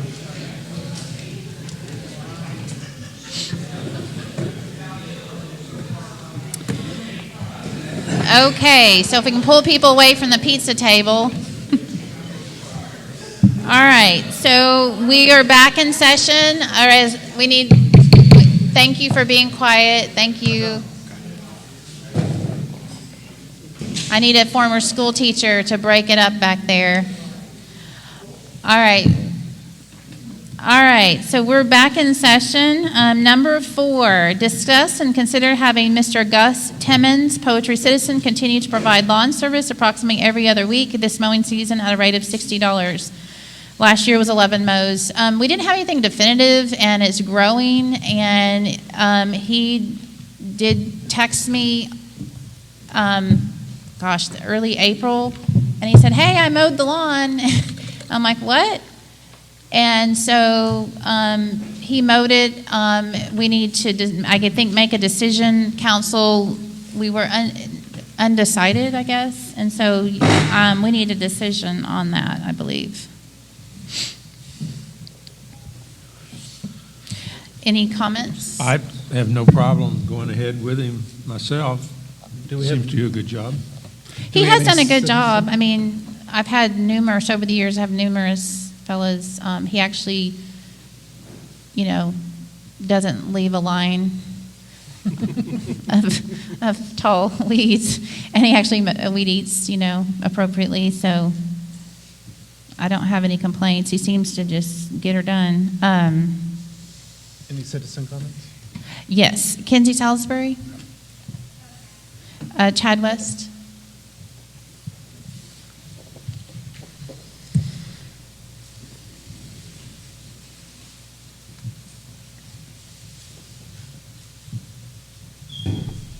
I still struggle as fiduciaries of the city, why we're continuing to use town funds to mow the yard and pay the electric bill on a building we don't even have a lease agreement with. Because our attorneys have said that is appropriate. You keep bringing that up. Our attorneys said it was, but I've never heard the authority on which they make that basis. you would have to take it up with her, but she's not here tonight. I mean, if we just do simple math, 60 times 11 is $660, plus the electric's probably double that. So if you'd rather, I charge you the $350 that, for the temporary town hall. It's $350 for the temporary town hall. We can have a meeting here for $50. That's right. But we can't have municipal records there. You cannot, legally, we have to have it has to be a space that is not used by another space. So it has to be exclusive use for municipal records. So we could have a storage locker. It has to be, so you want to work in a storage locker? I'm just saying, You we would don't want have the a lease. secretary- We've been going around and round for 9 months, and we don't have a lease. Okay. I've done a so $43 million DSC in less time. You have what? Excuse me. I leased and built a $43 million DSC in less than 9 months. I understand. I'm not.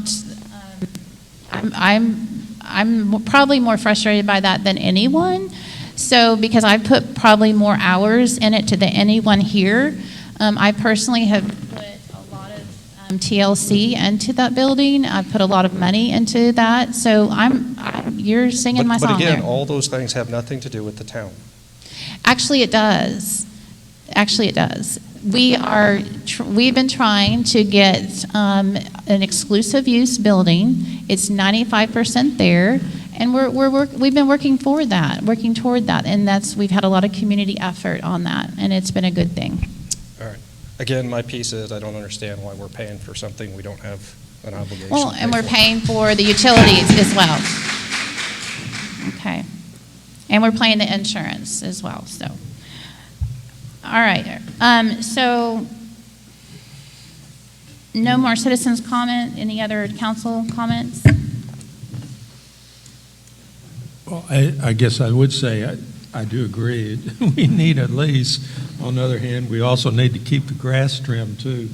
And so I guess I'm urged us to make sure we're moving on the lease, but in the meantime, we got to cut the grass. So I'd go ahead and keep hiring Timmons to cut the grass and try to keep pressure on the cemetery board to get the lease. So they did have a meeting. I did talk with Wesley today, and he said they had a meeting last night, and I think there's someone here that was going to speak on that on general comments. Is that correct? Is that correct? So they're going to speak on that under, do you have that?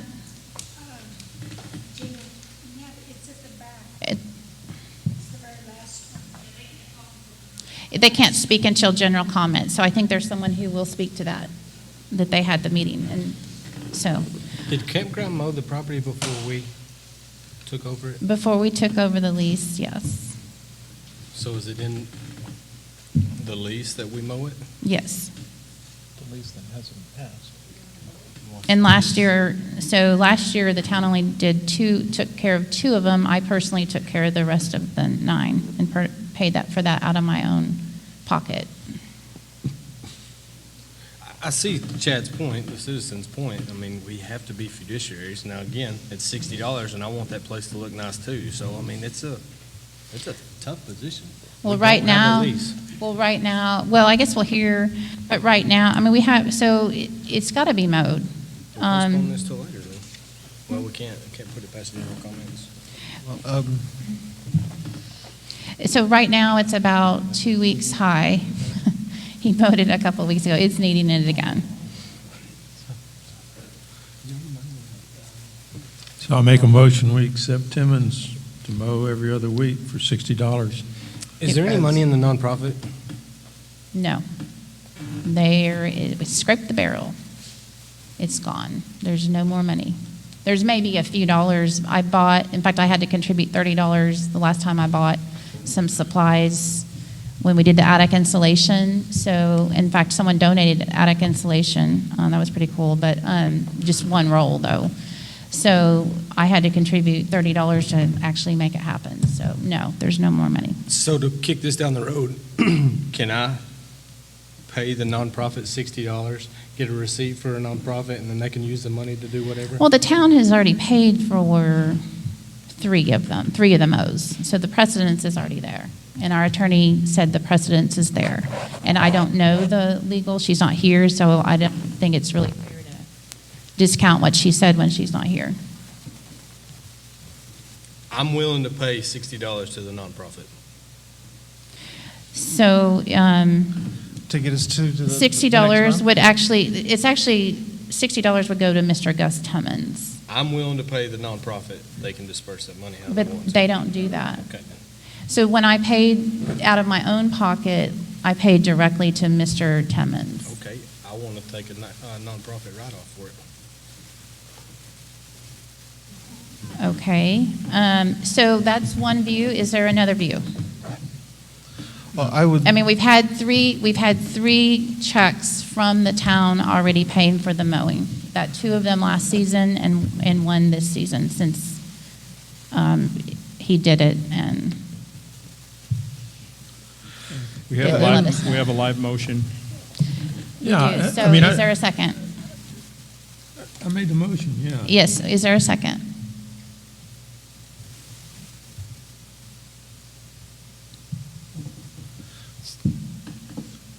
At this point, it looks like the motion's not going to get a second. So what I would like is if next month we can have a lawyer that can address the authority under which this ruling has been made, and until that time, I will pay for 2 mows if we need to have it mowed twice. Okay. And you want it a write-off as well? No, it's not going to get up to that level for me. Okay, so that motion dies for lack of a second, and we will have Mr. Benson, Councilmember Benson has volunteered to pay for the mowing for at least 2 mows, and we'll revisit this next month. All right, number 5, consider and take action to authorize the mayor to sign a county-approved plat for Stephen L. Hilborn and wife property on FM 1565 and CR 253, 29-acre plat in the E. Turner Survey, Abstract 529 of Kaufman County, subdivided into 5 lots. 5.22 acres, 16.3 acres, 2.26 acres, 2.027 acres, and 2.057 acres, primarily for family units. Lot 1 of 5.22 acres to be sold to a non-family member. This husband and wife are very pro-poetry, from what I gather, and they just really want to make sure what they're doing is in line with what the council's wishes are, is what I'm understanding. The plat is here.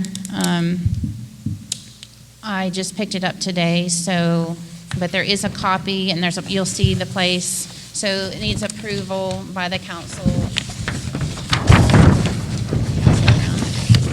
And basically, in the future, I guess we will, we're kind of holding it up, so I certainly don't want to hold up their, there you go, their process.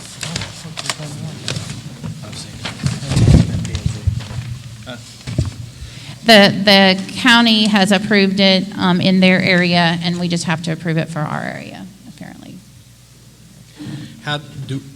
We discussed this in P&Z. Without us having any P&Z, how do we approve anything in our city limits? By Chapter 412 of the Government Local Code, the city council can approve a plat. Do we need to? Well, if we don't, then they're held up. Why? The county's already approved it. But the county won't overrule our area. So you see we have the first area, and they won't overrule that. Isn't this part of the ILA that we asked the county to continue taking care of that business while we develop whatever P&Z and other effort we were going to do? I have tried to get, the county feels very strongly they don't want to, until the council approves, they don't want to, I think they're nervous about doing that on this because the frontage of that is in the town of Poetry. So we would only be approving the part that's in the town of Poetry. Well, right. No, all lots are affected because the Poetry city limits goes down County Road 253 as well. So every front of those lots are also affected. So every lot is partially in the city limits. Also, most importantly is that it's all in the ETJ, and that's what plating applies to, and that's what I was going to ask, is we don't have a plating ordinance. Well, you're saying we get to sign off on this. Have we checked that with the county? I mean, are we sure that we So this frontage need to sign off even is though it's on- not a... It's on 1565, so it is in our jurisdiction, this first area.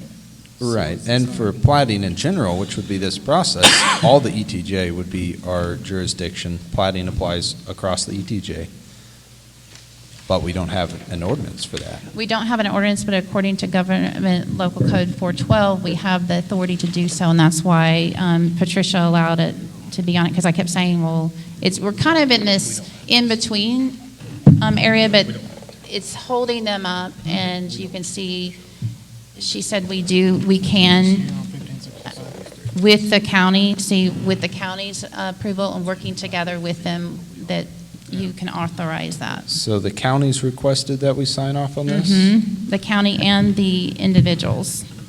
Okay, so the way I'm seeing it, and it's circular logic, but we don't have an ordinance, so we can't deny it. If the county's saying that they require it from us, then I say that we approve it so that these guys can get on with their lives. And I have to correct that. We don't have any city property on County Road 253. So it's only the 3 lots. So how do we differentiate this plat? Because it references all 5, but only 3 of them deal with the city. Well, I think we're very aware that the limit goes to the 311-foot mark, and so because it's divided, we are signing off on our part, the county's signing off on their part, is my understanding. So Tara, are the Hillborns here tonight? I don't believe so. Okay, and so do we have anything official from the county saying I need you, an email or something that says I need this to be approved, or how did this? Actually, Vinoy's surveyor reached out to me. Noreen from the surveyor company has reached out multiple times. The surveyor, okay, but not the county. We don't have anybody at the county on record that says these people are frozen in time until. I think on here it has, one of them had the county. It's got, for some reason, I guess they do want it because They have it's a- got your name on it. yeah, it's got- I just don't know why they want it. They have on here this plat approved by the mayor of Poetry, Texas, and then they had on the other one, they had a section where the county signed off on it as well.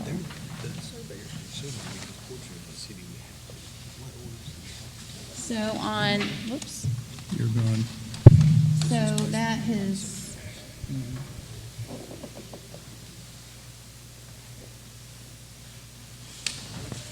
so on this particular one, again, I just picked it up this afternoon, I don't see where the county has signed off on it. So what happens if we say no? Then they're held up. I know, but I mean, it's sort of like we have P&Z authority without having P&Z. I mean, we can just willy-nilly say, no, I don't like this. These are under 5 acre, I don't like it. You're done. We did have a certain individual who has experience with this made his suggestions, and so I think they took those suggestions, and so we're basically, now we could possibly have a special meeting. I know you guys love that, but we could. I want to get it right, though. We could have, because I don't see, and I think the other one did have an area where the county signed off, and I didn't see that on here. I guess if I was splitting up my ranch and wanting to sell and the city was holding me up, first off, I'd be here. I don't know these people. Maybe they have reasons for not being here. But in my way of thinking, short of us having our P&Z stuff put together, and that's a ways out, we don't have any authority over any of this. I can do anything I want with my property right now until we come up with rules and regulations. Agrees to it. That's right. As long as it's not violation of state, federal, or county law, I can do what I want. So I'd like to know, so if the county is requiring this, we need something official from the county that says, hey, going forward, any property that touches the town of Poetry is going to require the council's blessing Because it seems like we sort of jumped in the middle here, and I don't care if they split their farm Yeah, up or not. But Let me get clarity on that real quick, Mike. The surveyor or the county reached out to us? The surveyor, Vinoy surveyors, reached out, and I said, look, we don't have any ordinances yet. And she said, well, we know that, but the county is requiring that the city sign off, the town of Poetry sign off on it before they'll approve it. But I guess, They're Mike, trying to to get to protect your point, and I kind of agree with you, Deborah Bonner is the lawyer for the county, Kaufman, that we've worked with on other issues. I would think Deborah Bonner could tell us, do they really need this from us? And if she says yes, well, she's got a legal reason for saying it. The surveyor, I don't know the legal reason, but I guess I would say, I would ask Deborah Bonner, do we need to sign off? Is there any legal significance? And if they don't need us, well, then they proceed with doing what they're doing. So on this is a place and that does show that this plat approved by Mayor of Poetry, Texas, Town of Poetry Secretary. So they have. Yeah, but that's put on generated the by the attorney. surveyor. I mean, the surveyor can put anything they want on Right. there. So how do I know we're not serving the surveyor's purpose so they can say, hey, we got this plat approved, and I mean. So if seems a little if out the of order. council would like, I know, we can have a special meeting so we don't hold up this family for another month. Well, I wouldn't want to hold them up, and I got to give them credit. I know they're not here. I wish they were, but we did ask for a few things in P&Z that they do, like move their building line back so we don't have buildings right next to the road. And we also asked that their net property, the plats, be moved to 2 acres. And I happened to be driving by this road, and I saw surveyors out there.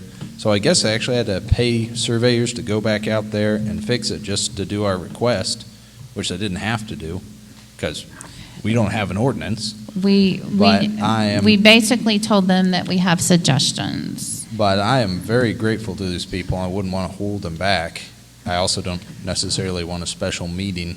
Can we approve this with the contingency that we double check with the county before we sign off on it and get something in writing or in an email format just to double check?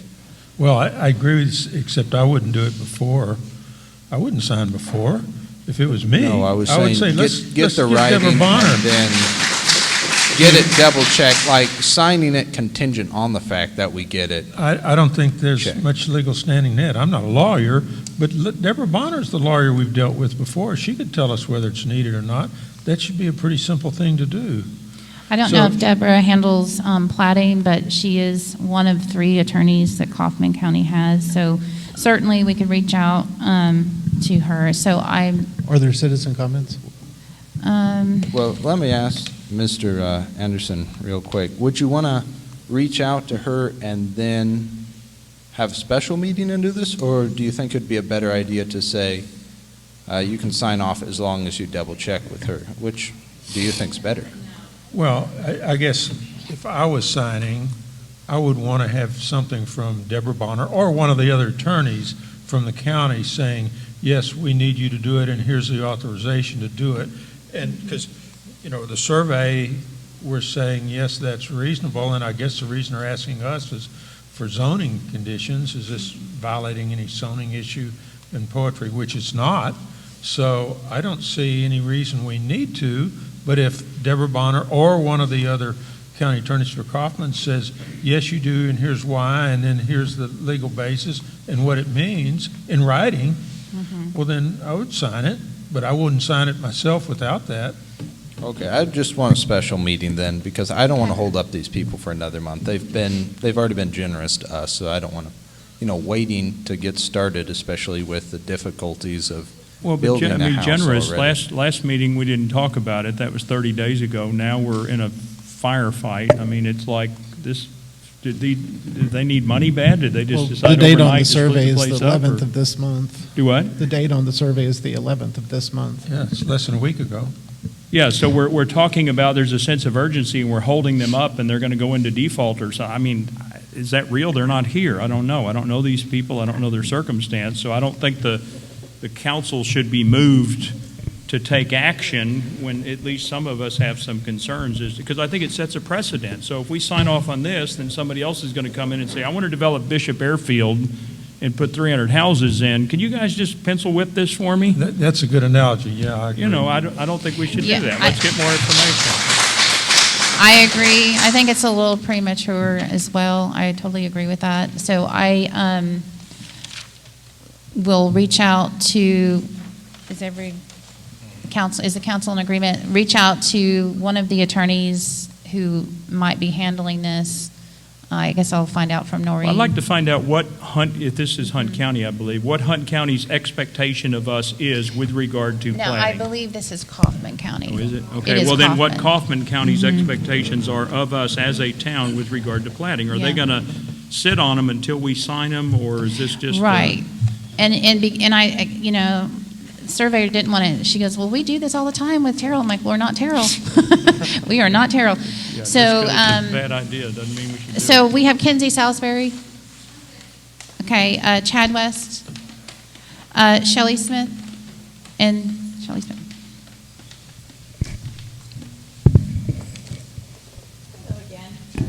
Shelley Smith, 18730 FM 1565.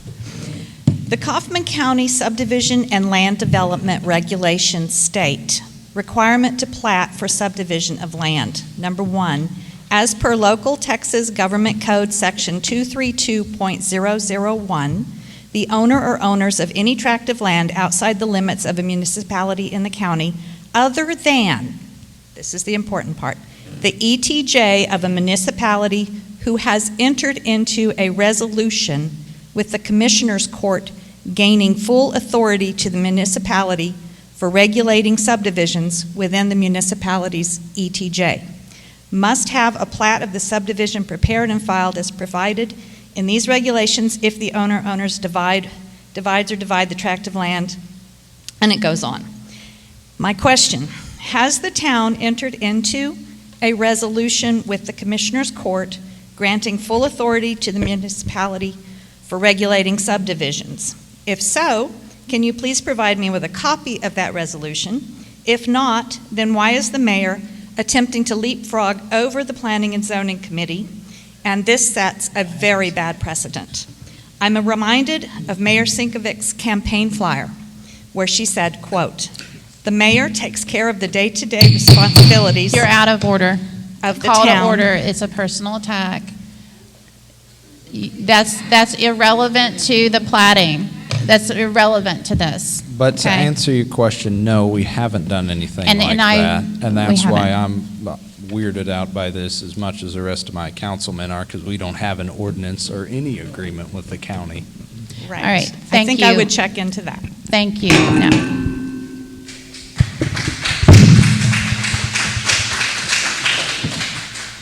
I guess, for the record, I guess I remember, or maybe last summer, we did look at an ordinance to do that, but we didn't pass it. I think it was tabled, and I don't even remember why. There may be in the minutes.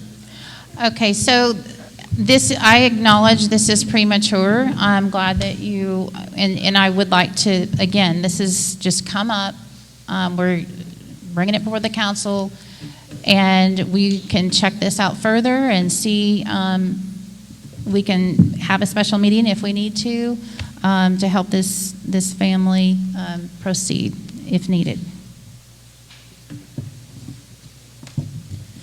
Okay. So, Mike, are you going to make a motion to? Do what? Who's going to contact the county attorney?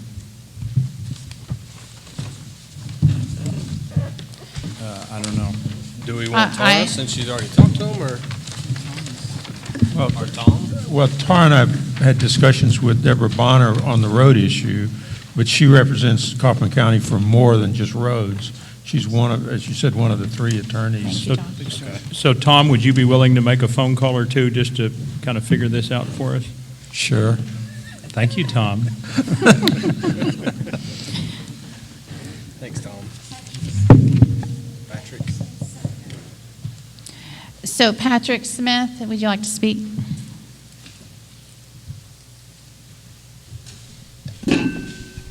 Patrick Smith, 18730, 1565. the issue before the council tonight is what authority should be given to the mayor. That's the issue. This is not the agenda topic tonight. That's not the item. Okay, hold on. Consider and take action to authorize the mayor. I can't sign anything until they give authorization, okay? So are you going to keep it to the plating issue, the agenda at the I'm going to keep it to the moment? agenda issue of they're going to consider whether they should take action to authorize the mayor to do something, okay? So, on that issue,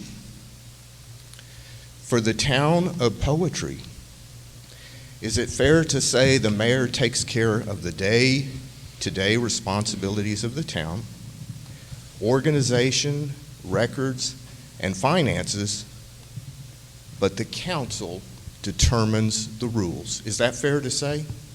Some of them, many of the rules are by state law. Okay, well, But for a general rule town, we are under the auspices of the state laws. The statement I just read, is that accurate? In part. In part. Okay, what part is not accurate?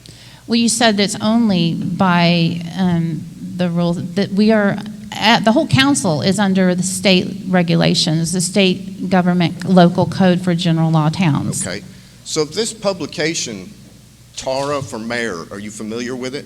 That has nothing to do with the agenda item. It talks about the authority of the mayor. Call to order. You can sit down now. Okay, that has nothing to do with our topic on the agenda. You can bring that up later, but it has nothing to do with the plating. Remember, number 5 has to do with plating, and the council has decided to postpone that. So if you want to speak to this plating issue, then you may, but otherwise you need to sit down until a later time. So I can't talk about this under the agenda item No, you about cannot. authorizing what the mayor can do. All right, sit down, please. Call to order. Sit down.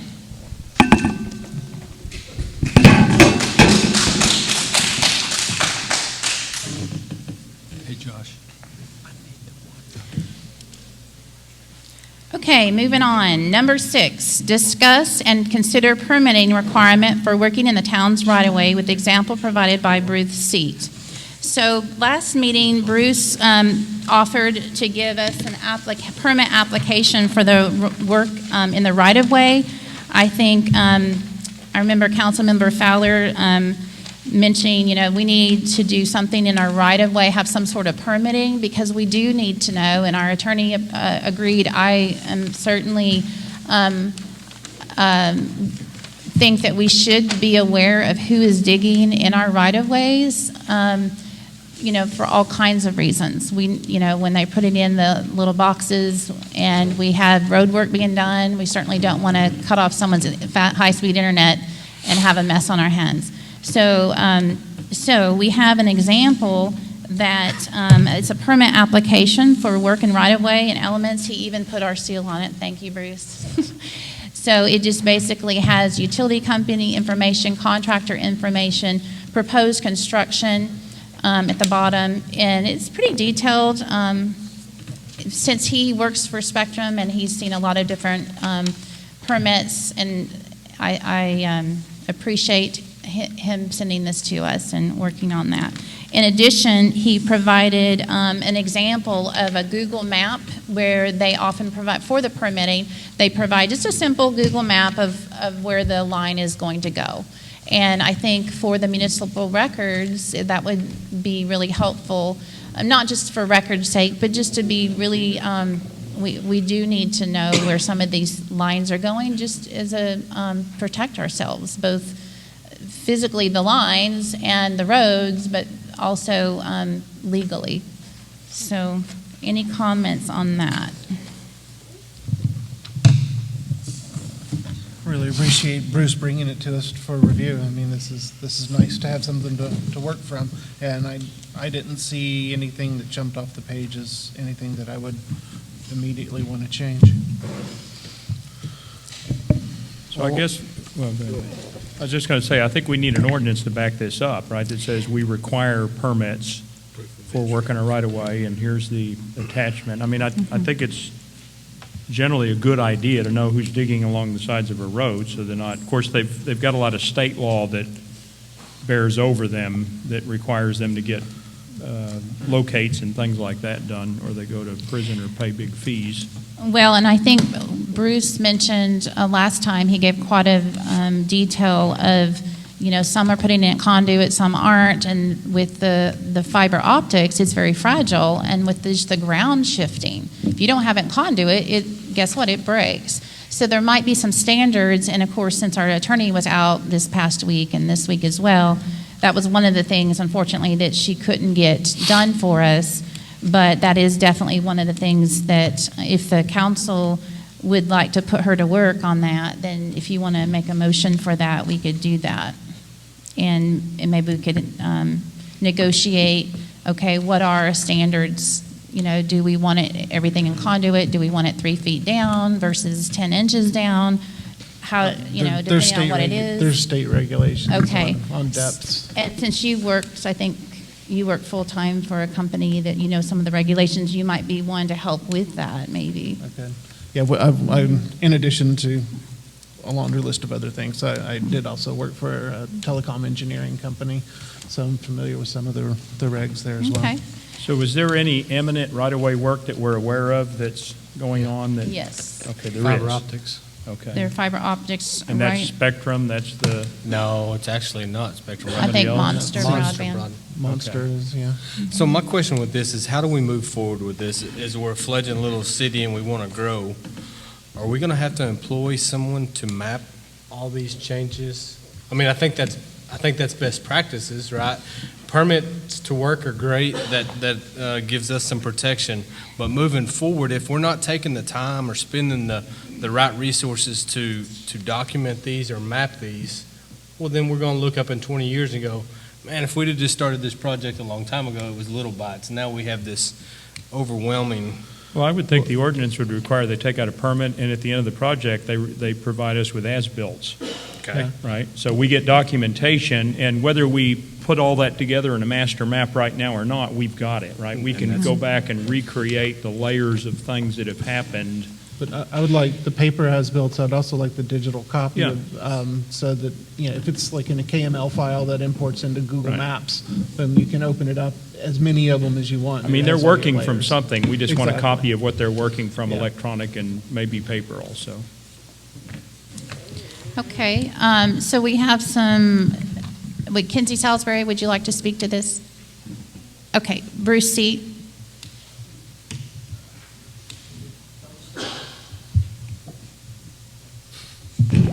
Bruce Seat, address 10241 FM 5065. Permit is kind of, it's more to give you an idea, so if somebody's fence gets damaged, kind of helps out, because on the permit, you have point of contact. So if somebody called you, hey, who's out in the front yard, like right now, people might not know monsters in their front yard. They're just drilling, putting holes in the ditch, and right in the middle of where the water runs off, I guess you can say, in the ditches. Could that cause a problem later on? Maybe, if they don't pack it right back down. But mainly is to have a point of contact. So if we are working on one of these county roads and we do damage a fence, they don't know who's out there working, because most of our contractors are supposed to have a magnet on their truck to tell you they're working their contractor for Spectrum, but it's not guaranteed they're going to have that magnet on there. We try to regulate them to keep that on there and find them if they didn't, but we can't catch them all the time. But to put a point of contact, if y'all had permit, y'all can have access to that, you can pull it up. I got this person right here, let me call them, because we've had incidents in county where people cut tree limbs off because we're doing most of aerial work and left it in the ditch. Well, the one guy up in Greenville outside the city limits, it caused a dam on his culvert, and all the dirt and rocks started washing away because of rain, because he had a dam, because our contractor was lazy, didn't pick up the trees. He cut it and left it. So in the permitting process, Bruce, I guess we could, as a municipality, so require cleanup after yourself. yeah, well, that's usually standard. I mean, you want to make it look better than what you left when you got it there. It's not going to be too much in permit, but at least you know who was there, who damaged it, everything, because it can go 5 years later. I've seen on Facebook recently where somebody drilled through a sewage line, and it's been like that for years. When we don't know whose cable that was, we don't know who did it. Well, this is more of a tracker. Like the example of the map, that is for actually what was submitted to Kaufman County. Hunt County's the same way. It's got 2 different colors, what was area, what's underground. So I guess in a point of organization to address Mike's point is, or maybe we need to have these records where we can easily access them and know where our things are, where the lines are. Yeah, it's not much of a required deal, it's just you need to make acknowledgement. That's the only thing we usually do with the counties. We don't require for approval because some of a lot of stuff is aerial. The county and the city has no control of what's on the poles. I know some cities, they try to say, well, you got to pay to be on these poles. Well, they're not their poles. Those are FEC poles or Encore poles. So, but underground, you got more regulations you can keep. There is a depth with how deep they're supposed to be, and we can spot check that with a locator and see how deep it is. Take a rod, stick it in the ground, make sure the conduit is there. I know FEC does that, so if you have any underground to your house of conduit for the power, they're going to check that depth. Okay. And it's got to be 36 inches. Okay. Yeah, 36 inches for power. Okay, thank you, Bruce, I appreciate it. So do we have a motion to maybe have Councilmember Benson work with a town attorney to maybe come up with a permitting ordinance for the right-of-ways? Yeah, I think the first pass I'd like to see on that would not be a regulatory type thing. It's more of a documentation, right? So to Bruce's point, if somebody calls and said, hey, there's some guys out here with a trencher tearing up my ditch and they just wrecked my driveway or whatever, we at least know who that is, right? We don't have to start Just a following basic around. permit where we know Yeah, they where they have to just- come in, and not to be even, by the time you pay for the secretary time, it's not even a moneymaker. I'm just thinking of something to document, like, Right. like you're saying. Yep. So, I mean, I'm thinking minimal, just to get them in there, maybe it's $10 or maybe it's $25, but just a permit, get them in the door to give us the knowledge that we need to best serve our And I town. guess also, Brian, we would, if assuming you're going to do this, we would need an understanding of what right-of-ways we have responsibility over, right? Because I don't know, can we have anything to say about state right-of-ways? I don't think we can regulate That'd be state a Bruce right-of-ways. question.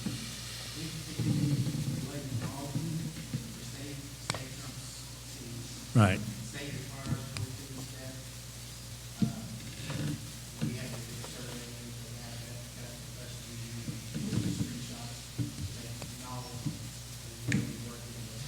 So if it is a state-kept road, do you still, in the municipality, you still file the permit with the municipality?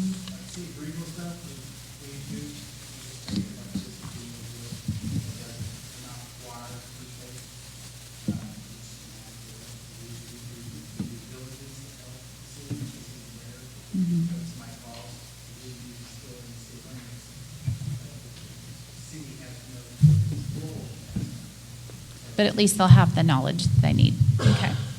Okay, so is there a motion on that? I'll make a motion. Okay. So we have a motion. I'll second it. Just might as well. And accept. All right, so I'm going to repeat that. So we have a motion by Jaffe, seconded by Vinson, to allow Councilmember Vinson to work with our attorney, town attorney, to work on a permitting requirement in the town's right-of-way. And just to be more specific, is it just for telecom services or? Any work in the right-of-way. Any right-of-way. Doesn't matter what they're doing, gas line, sewer, electric, anything that digs up our dishes. So poultry water cutting across, most of the time they're on citizens, obviously, but what if they're cutting across a ditch? Well, I think they're used to, I don't want to burden them either, but they're used to doing what they want, but they probably need to fall into that same slot. I mean, again, I don't think we should make it complicated.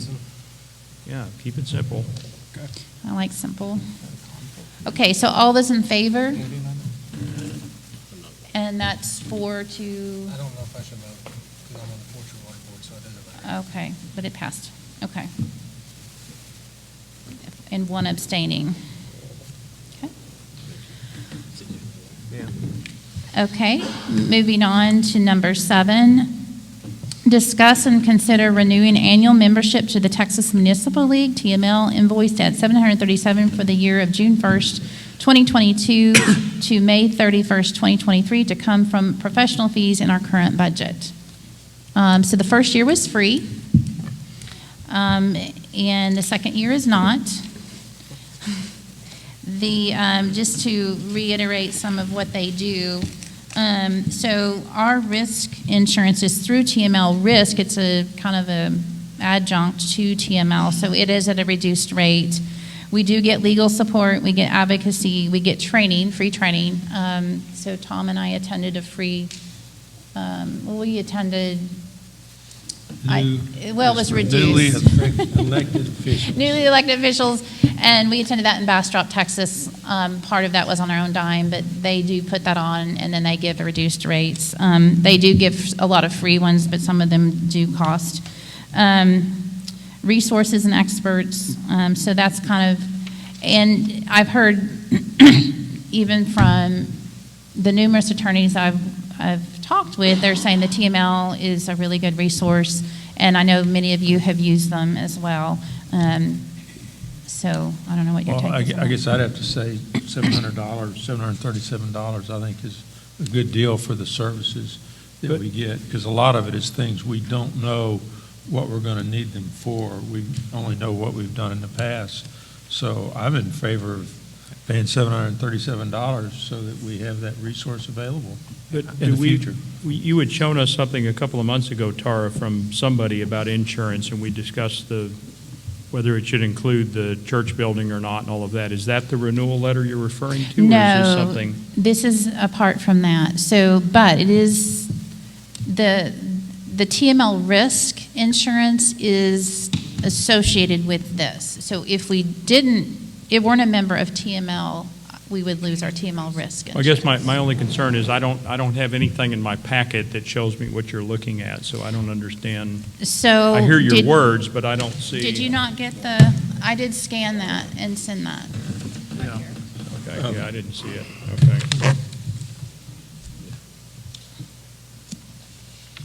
I guess to me, the big ones are the legal support and a certain amount of the training and access to experts. Also, of course, the risk pool. But I missed it somewhere.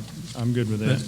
The legislative advocacy is interesting, but the ones that most useful to me would be the legal support and training. Okay. I'll make a motion, we renew. I'll second it. Yeah. Okay. Well, let's, before we, we do have Citizen Kenzie Salisbury. You're good? Okay. All right, so we have a motion made by Jaffe, seconded by Anderson, to renew at $737 for the year. All those in favor? And that passes unanimously. Okay, number 8, discuss and consider the definition of resident for the town of Poetry going forward. All right, so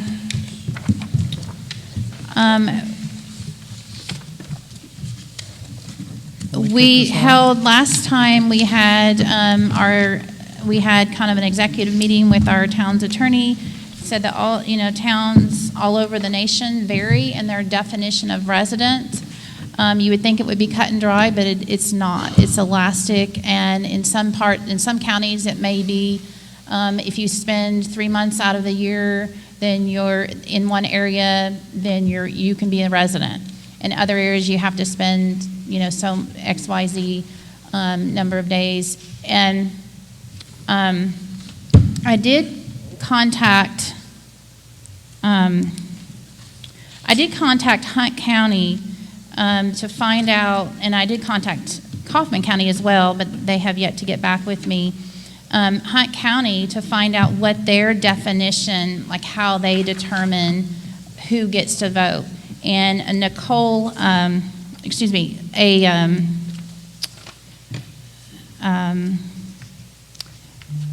name is, what's her name?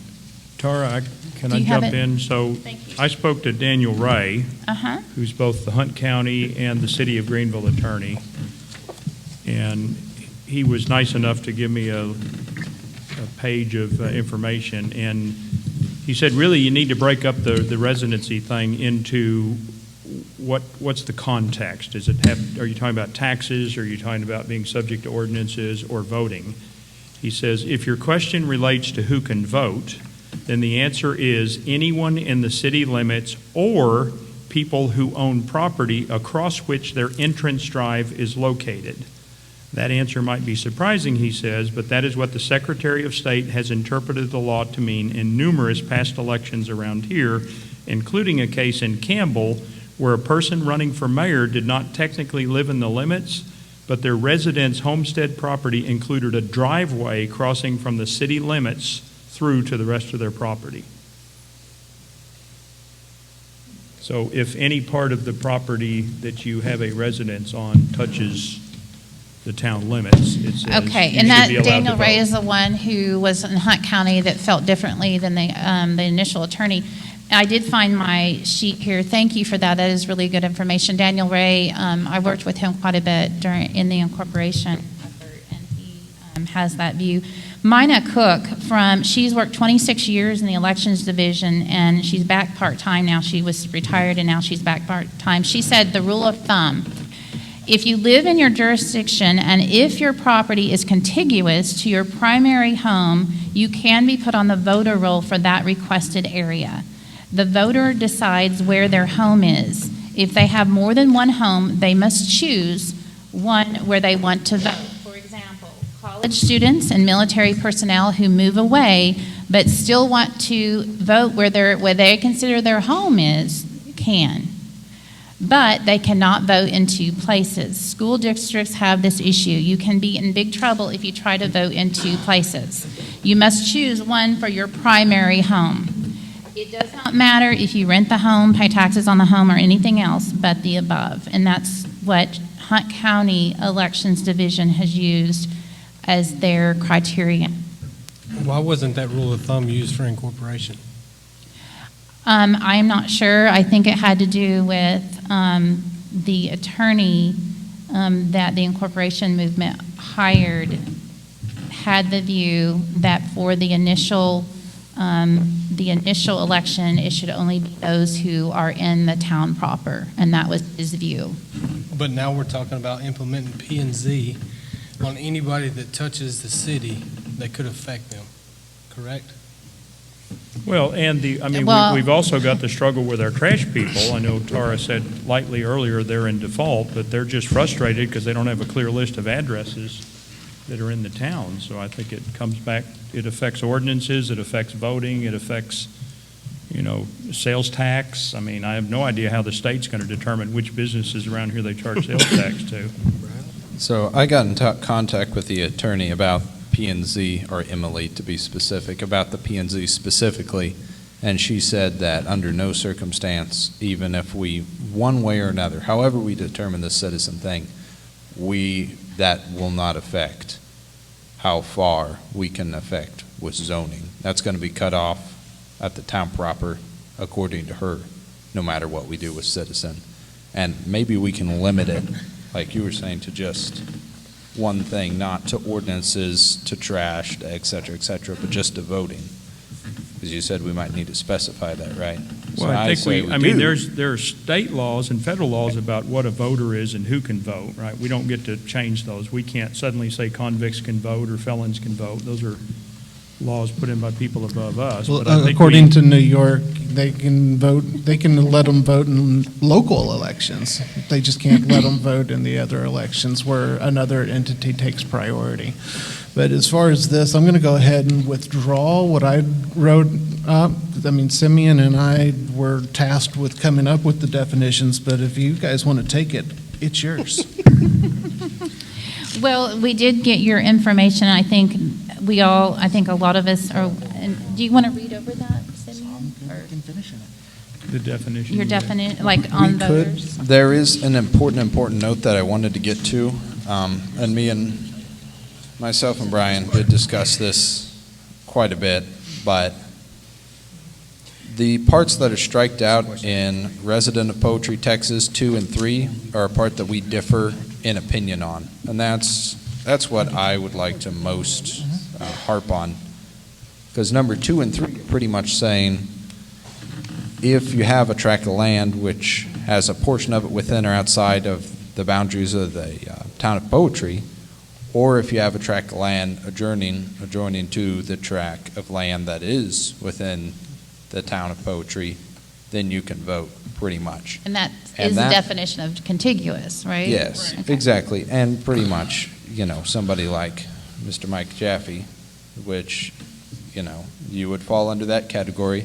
And Brian had struck that out, but I'm under the opinion that we should leave that in there, that you should be allowed to represent.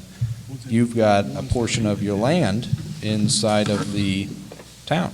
And if Let me put a point of future- clarity in there real quick. Go ahead.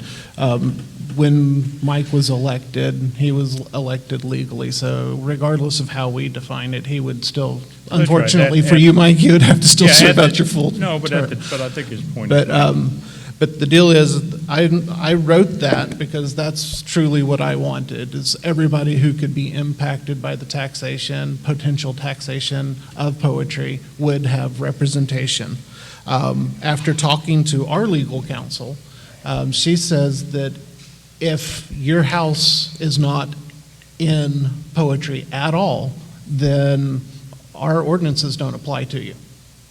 That would be trash service, that would be. Now, that's Emily? That was Emily. Because Patricia said something very different. I than was that. talking to Emily. Yeah. So that is why that has been retracted. So at this point, we need our lawyers to get their stuff together, because we can't go on with our lawyers from one firm that we're paying, giving us contradictory information. Well, So- I agree with you, Brian, that if somebody is subject to some rule or fee by the city, they need to have the right to vote people in and out of office that are imposing and enforcing those rules, right? You can't say Only you if they're can't vote. only if they're also subject to those ordinances. But Well, that's they what I are- mean. They are going to be subject to future property taxes if that comes in. And every ordinance we ever pass is going to be subject to them in that portion of their land, no matter what happens. It what may I would not con- apply to their what I would like for residents, you to consider- but it does apply to their land. What I And would like for just you to gotta- consider is. Well, let me throw if- out my little speech here, if you will. All right. I I'm mean, sorry, because- we had this discussions. Oh, I know. And, I mean, we have a mutual Well, we haven't heard respect it, for so each let's- other's let's opinions. let us hear this. I but wanna hear this. I do want to say my piece, because it's very important to me, because a little-known fact about me is that I have way back in family history, just ancestors that have served in the military, back 7 generations to the start of this country. And we fought a war over mostly taxation without representation. And in every way and in every shape, I want us to be represented. I want you to be represented for a town that could potentially tax your land. And I think that's going to be the primary driver. I want the input of the farmers that have land, partial or not, inside the town of Poetry. And I think they have a right to be heard. They have a right to have an opinion on what happens on their land, and just on moral standing. I know I have to stand by them and give them their vote. That's my opinion. So Emily's comment that you just, I agree with that, actually. I agree with that. Thank you. Emily's comment is interesting that you just shared, Brian, because I've been sort of raising this point since the beginning of our council that, this map, the addresses, it's all vague. Well, now we've got the electric companies, farmers in particular, because I have several meters with them, and I've been looking at and checking with some of my neighbors randomly as to whether they're being charged or not. Well, I'm being charged at least one of my houses on 2 of my meters, but I'm not in the town. A little strip of my land is, but the house isn't. None of the buildings, none of the meters, they're all hundreds of feet behind the town limit. So, they're working off some list. I don't even know where Farmers Electric got their list. I think they're working off the voter list. If you got to vote, then you pay the fee. I'll tell you where they're working on it. I called them today. I talked to Andrea. It's crazy that you brought this up, Mike, because I wasn't even prepared to go there. Andrea says the city gave them a GIS map. FEC overlays their GIS data on top of that map. At that point, Andrea said the city told them anybody that touches the city gets charged a franchise fee. And that is what Patricia told us at that time. So now, which I want to point something out. You said what Daniel Ray said. What I'm pointing out is every attorney's opinion is different. Right. Daniel Ray has one, Yep. hers has one, It our is. hired attorney has one, and TML, who I talked to today, is going to have another opinion. And to Simeon's point, I don't trust our attorney's opinion to tell me that the P&Z won't extend into the ETJ. So there's kind of a truism, it's a joke, if you talk to two attorneys, you can get three different opinions. I think that applies here, especially when there are case laws all over the place. It is elastic. And so the town council is burdened with how do we, going forward, how do we, for our town, determine this residency? And so we do have some citizens that have signed up to speak. Well, and Tara, I would add that it to the point that was just made, it would be funny, except it's affecting people, and it's likely to continue to affect people. So I think it's a big deal, and I don't think, my opinion, it's right to put the burden on our vendors. I was thinking, in the case of your business, if I walked into your business tomorrow and bought $10,000 worth of chemical and said, don't charge me tax, you would say, show me your card. And if I said, no, I'm not going to show you my card, you need to go figure it out, go look it up. You figure out whether I'm eligible for an ag exemption or not. I'm not going to do, that's sort of what we've done with our trash vendors, right? We just need a list of people that are considered to live in the town, period. And the electric companies need to operate off, whatever list went to FEC, I never saw it. I don't think this council ever saw it. I don't know if any of you guys got copies of that list. I didn't. So they're billing me and hundreds of other people in the town without this council's knowledge. I can't defend myself when people call and scream at me because they're being charged, garbage fees and others. I ain't got a leg to stand on because I don't even know what maps or pictures or lists they're working off of. So we have that's why we're coming up with something that we have a map. We've had it from November 24th of 2020. There is a map. There's meets and bounds. There actually is a list. Now the voter list is on our website right now, so they can follow the voter list. I don't know exactly, but the voter list is online. The CAD map is online. So if you're not a registered voter, but your property is in the town of Poetry, you don't have to pay any poetry fees because you're not. So if I don't sign up to vote, I don't have to follow rules? No. Well, then the voter list, why would you make decisions on a voter list? I'm just saying that's one piece of the puzzle, according to Emily. She said that is one piece of the puzzle.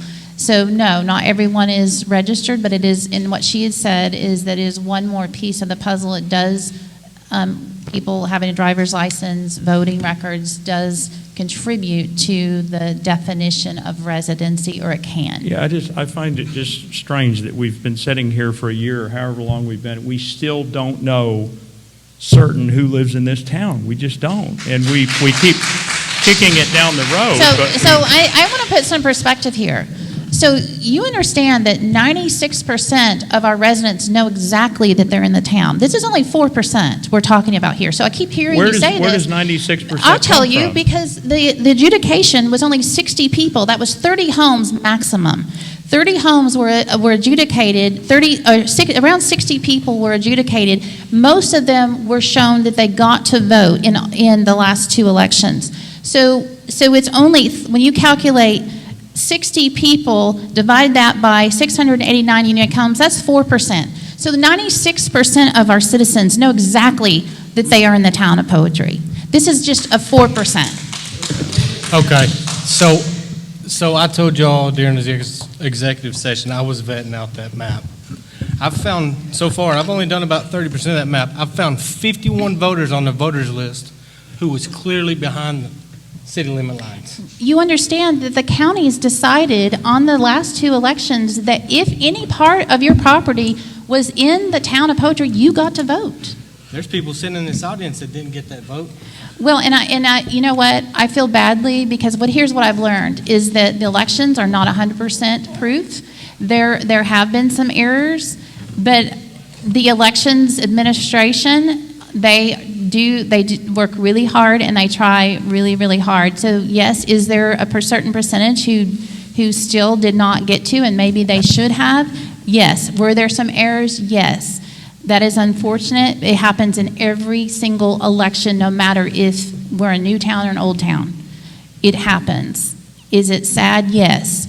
Can it, there isn't a 100% foolproof election anytime you have an election.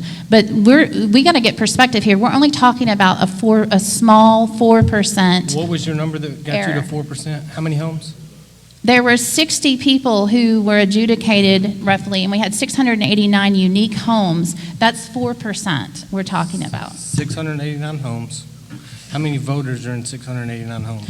Well, when we had 60 voters were having trouble, and that was adjudicated. She said most of those votes did count. 60 voters in 689 homes is not equivalent. It's apples and oranges. How many voters are in 689 homes? It depends. It does, It exactly. depends. I need to know how many voters that is. So look at, if you take 30 homes, Dorothy, when she did the map, she said there was 30 homes that were questionable, whereas, like, for instance, Miss Strickland, she is, we didn't know until she got her ballot. They said that she couldn't vote. That was a surprise. She was past the 311-foot mark. It was a surprise to me. It was a surprise to Dorothy. She did not get to vote that first go around. But since then, she has been able to vote, and she's been happy that she's been able to vote. So that first go around, but there were around 30 homes that were questionable, that were kind of like Miss Strickland. They were kind of outside of that 311, 411, 511 feet. So they were questionable. Most of the homes were within that first frontage square footage. So most of the homes were, and I know for those people who fall in that 4%, for them it's front and center, and I get that. And we will try to, that's what we're here. We're discussing how can we firm that up, how can we going forward make that solidified. And so that we can, as Attorney Boland said last time, we need to communicate whatever the council decides, and going forward, hopefully firm that up. Now, I'll point out that our issue really tonight is the definition of residence. There's a second issue, which is the boundaries, which I think Mike you're working on, and we're going to get into later, but not tonight. Tonight, it's just what is a resident, and actually, I like what Brian and Simeon have done, and the reason is it's simple. Now, the reason I like it simple is because that way we can communicate it to other people. Once we start getting into 2 and 3, it gets more complex. 1, which is wholly within the geographical boundaries of the town of Poetry, or any part, by the way, talking about a domicile, a house, primary residence, any part of which is in the geographical boundaries of the town of Poetry. Those are very simple words, and I like those. The parts 2 and 3 gets a lot more wishy-washy. Now, in the election, my wife couldn't vote. I could. We live in the same house. We all know there was problems in the last one. And to my mind, a lot of the problems went to the complexity. We weren't really clear on what we had. So I'm in favor of first just taking this, before we get into solving the whole problem, just getting to what is a resident. And the resident, the way Brian and Simeon have done it with number 1, I agree with, because it's simple. It's not that it's right, it's just simple and it's understandable. And that's what I like. Something that we can then, for future people that want to move in, they know what is a resident. The boundaries is a different question, which I know Mike has been struggling with for some time. But I'm in favor of just sticking with what's on the agenda. What is the definition of resident? Before we get into solving all the problems, and I like the way they did it, resident of Poetry. Resident of the town of Poetry is defined as a person who lives in a domicile, which is a primary residence, wholly within the geographical boundaries of the town of Poetry, or any part of which is within the geographical boundaries of the town of Poetry. That's straightforward. And I like that way, because then we can explain it to each other, and then if there's any issue going forward, like my wife and I, we live in the same domicile. If it's okay for me, it should be okay for her. If it's not okay for her, it shouldn't be okay for me. But we live in the same domicile, therefore we both should be counted. So there's other issues related to the boundary lines, but this issue on the agenda is only what is a resident. And I think Simeon and Brian have done a great job of defining it. Now, by the way, all the legal issues of felony and all that, yeah, that's, I think, defined by the state. That Emily made very clear to us, a resident is what we define it, because the case law has it all over the map. There's cities that have it like 2 and 3, there's cities that have it like 1, but it's our decision. There is no one state law of how you define a resident, is what I heard from Emily. And my idea is, then therefore, let's get the straightforward, simplest one that we can go forward with, and that we all understand. Then the next time, well, Mike can present some information on the boundary lines, and we can debate that. But let's not debate everything at once tonight. Well, and I don't, just for the record, I don't care about the mapping effort. The mapping effort to me is simply to get at a list of addresses and people's names that are considered in the city. And so if you're not in the list, you're not considered. But I think to your point, we need to make sure, as Daniel points out here, that the definition of residency really requires that you first ask the question, why, right? Is it to vote? Is it for P&Z? Is it That's for ordinances? the next item on the Is it for definition. taxation? Right. So is it so you can run for council? You know, and that it's going to vary a little bit by what question you're trying to answer. For me right now, I'm empathetic to the trash people who are picking up trash and not sure whether they should charge them, not charge them, whether this competitor is picking up from someone who should be open to their business but isn't. You know, it's very When foggy. looking at that, well, you brought that up. Looking at that list, there's maybe 4 that were questionable. It wasn't a lot. For 4 homes that were questionable out of all the list. So, but that's a whole other topic. So, Yeah, well, after talking to the lawyer, there's going to be a lot more questions because Yeah. we can't get a straight answer. Right. but I do but- agree. I like the definition that you Well, guys. but that's the easy one, and Yes. Tom, I really appreciate the compliment you've paid me and Simeon. The 2 and 3 where it gets sticky, though, and that's for those who don't have the documents in front of you. That's for people who are on a piece of land that abuts the town, but your house is not in the town. 2 different ways of defining that, whether your house is way away or in. So those are what we're talking about. And so, it's easy to say if somebody's house is in or even partially in, then they're a resident. That's easy. The next part is if you're on a single tract of land, which has portions within the geographical boundaries. So that's just your house is on a piece of land, or you're on a tract of land that adjoins a tract of land that is in the geographical boundary and it's owned and owned by the same person, managed in the same way. That would be what I started out as being the full definition. But after talking to Emily, if they're not going to be subject to our ordinances, then I have an issue with them being considered full voters as well. And So Simeon and I Patricia talked about said that this. they would be. Then so they need to have they a need to have a council powwow. and come up with an answer. But Simeon and I talked about this, and I really want 2 and 3 to be in there. The people who are in any way impacted by the decisions of this council. Though that in my heart, because I am more attuned to the community than I am to the town. But when I'm writing an ordinance for the town, I was elected to represent the town, and this, without those 2, without the people who are not in town, without people who would not be subject to ordinances, if that holds true, would not be in the best interest of the town. I mean, if we got an apartment complex with 5,000 residents 500 feet off the road, but it was maintained as one piece of property, they would outnumber the rest of the whole town. Not that that's going to happen realistically. It's an example. It's illustrative. So we have to keep the future in mind, and not just make ordinances, rules, whatever regulations for today. We have to keep that fully in mind.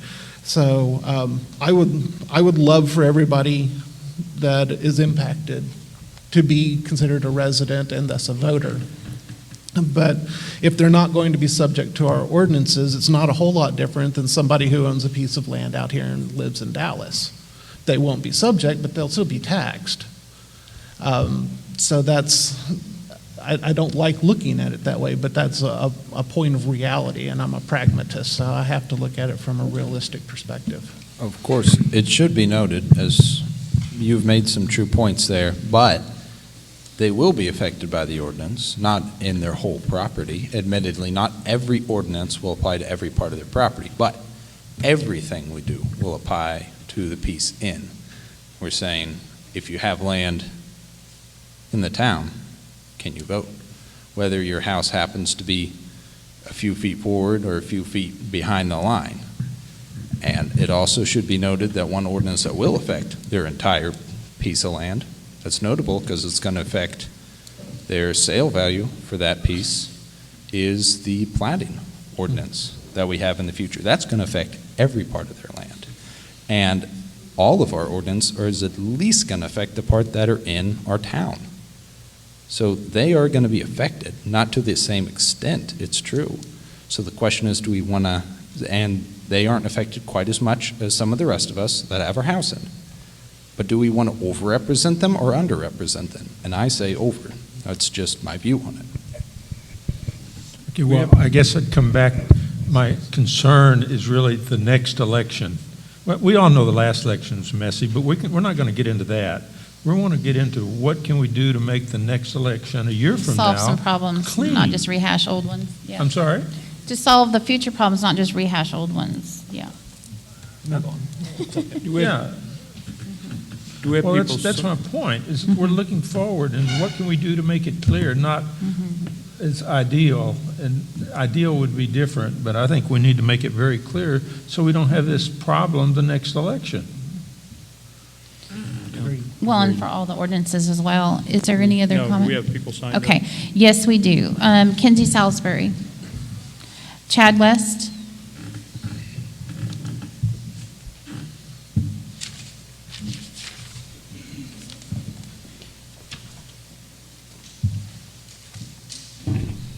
Chad West, 19370 FM 986. I guess I'm unclear of any type of consensus here on which to talk. The issue that I would have is that we're charging people today franchise fees, and we don't know who the residents are. How can we do that? Actually, 96% of the cases we do. It's the 4%. I guess I So don't understand how you're determining that. If you don't have a definition of a resident as of today, then how do you know who it is that's subject to the franchise fee? Well, okay, so you understand that every town has to come to the table and make for sure what their definition is. But which we don't have. But, right now, you don't have in a the definition majority of a of resident. our homes that fall within that first few hundred feet, that's the majority. That's 96% of our homes fall within that. There's no question that they would be a resident. There's no question on those. So we're having to deal with the fringe, the 4%. If you don't have a definition, you haven't defined what a resident is. This council could rule that if any part of your contiguous property is outside of the town, you're not a resident. Well, there's some precedent. I agree to an extent. The alternate side is that we're currently running under the same definition of resident that the counties used to provide the voter rolls for the I last understand roll. that, Brian. I think the other thing of it is also you're getting a mixture of resident versus domicile. And those are two separately different things. I can be a resident of the state of Texas, but have a domicile somewhere else. Correct, and that's why we're having to go through this definition. I mean, domicile is defined, and it includes residential activities, which is also defined. So, I mean, there's more to it than just these three clauses that we've been talking about. But, you know, I get where you're coming from, and it's a hard place to be charging people if we don't know for sure where they stand. Right. You know, I hear you there. I don't know the solution at this point. All right, thank you. Thank you. Thank you, Chad. Shelley Smith? Patrick Smith?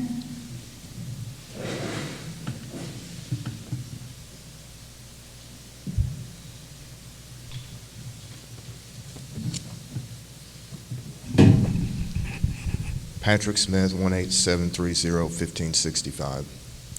Does the council have any intention of making public to the voters the options that they're considering as to the definition of a resident before they actually vote on it? I think we've done that with the agenda posted. Well, the first time I've heard any details about what all these options are is in this meeting. And it's quickly read passages, and I couldn't follow it all. So I'll ask Councilman Anderson, what is the option one that you're for? First, it's the definition of resident of Town of Poetry is a person who lives in a domicile or a house, it's a primary house of residence, wholly within the geographical boundaries of the Town of Poetry, or any part of which is within the geographical boundaries of the Town of Poetry. In other words, the house is within the Town of Poetry. It's defined by the house, not the property. Okay. Well, I'm struggling to understand what's in and what's out. And if you can help clarify this, I'm sure some other people in the room feel the same way. If you have a house that sits on a tract of land that's a little over 2 acres, and it's in one of those areas that's the 311 feet, and it's beyond that, but that tract of land has a driveway that goes all the way down to the street, and the front 311, I guess, is subject to zoning and taxation, would that meet the definition you propose? Well, first of all, I think your second assumption for taxation, that's not been determined. That's totally separate issues. Okay, well, when the real property taxes come, it'll be the property that's within the 311. It's correct. Well, correct. We don't know that. That's to be determined. Okay, well, then let's back it up. Happened. Okay. But it's also like, for example, at the residence, I'll use my wife and I's house. There's an art studio that's subject to the 2% city tax. So there are taxes that are applicable. So under that scenario, where our house is beyond the 311 feet, but the tract of land that it's on has a driveway that goes all the way down to the street, would that be considered a voter or a resident of the Town of Poetry or not? Not according to point one. Well, okay. But according to Daniel Ray's definition, it would be. So that's why we're trying to nail these things down into true and then definitions. Is the council even considering what Council Member Jaffe read, what I understood to be this is how the Secretary of State of Texas rules on what's the definition of a resident? Is that one even under consideration tonight? Well, I submitted this to our council, and that day she went in for surgery. So this has not been vetted by any legal counsel, which was one of the reasons that I was a little reluctant for it to come up tonight. So I would like for that vetting process to go through, the commentary to come back. But this has been discussed publicly. If it's not released publicly, which I think it is, it should be, and you can absolutely have my copy of it before you leave. Okay, I would appreciate that. It is in the packet over there. You can look at that. Okay. Yeah. But you can have my copy to take home Okay, with you, even if so just for clarity, you're not going to vote on anything tonight about resident, are you? Okay. And I don't think I'll be able so. to get a copy of your list, and if, for example, the Secretary of State definition gets added to the list that the council's going to consider, would you mind sharing that with me? It would be discussed in open meeting. Right, but I'm trying to let people have notice before the meeting. Is that possible to get it? I would like to say yes. but, Okay. I will tell you that I'm now working in Allen again, so, I just barely made this meeting tonight. So sometimes information doesn't hit my mailbox before I show up here. So if I have advance notice, I would be happy to tell you about it. I appreciate it. Thank you. Though as some clarification under the definition that I'm in favor of, Okay. you would also be every property that has just a portion of its property in the town of Poetry would be included. So yes, under the definition I prefer, yes, you could vote. Absolutely, and we applauded for that, if you noticed. So Patrick, we're on the same page on that one. I think that it should be broader, and just like it has been with the counties, Daniel Ray, the attorney for Hunt County, and the attorney with Kaufman County, they also agreed with that definition. And I feel like, just for consistency, that we should have the broader view. And so we agree on that. Okay, thank you. Thank you, Patrick. Okay, Chad McFarland, he left, okay. Okay, so, unfortunately, as I mentioned earlier, our town attorney had emergency surgery. She was postponed to our first meeting, then our second meeting, and then she was in the hospital. And so I tried really hard not to cancel the meeting, although it was like I didn't know if we were going to have it. But we wanted to be able to hear from our citizens your concerns about, especially this definition. It's obviously, we need to, I think, toss it around some more, consider, there's also, we haven't really mentioned this, but you can have a residence. So what about the military personnel? If they have land here and a house here,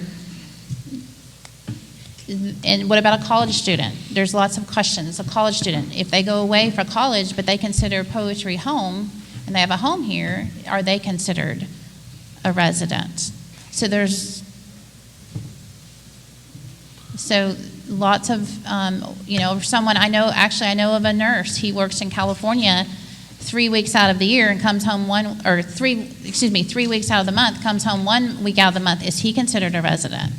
If he So there's lots of different scenarios. I think we're just stomping the mud out of a dead horse. So could we table this one until we get some feedback from our attorneys? I would love to. Thank you. Okay. Is there a way that we can put something out for the citizens to weigh in? I want their opinion. This is a big deal. Can we put options 1, 2, 3, 4?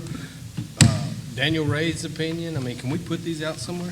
I think someone put something on Nextdoor about that, different options with.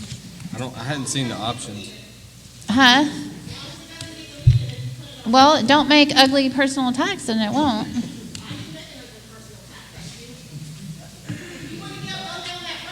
Okay. Okay. Hush, please. Hush. All right. So, to answer that question, I think that's a really good point, that we could actually.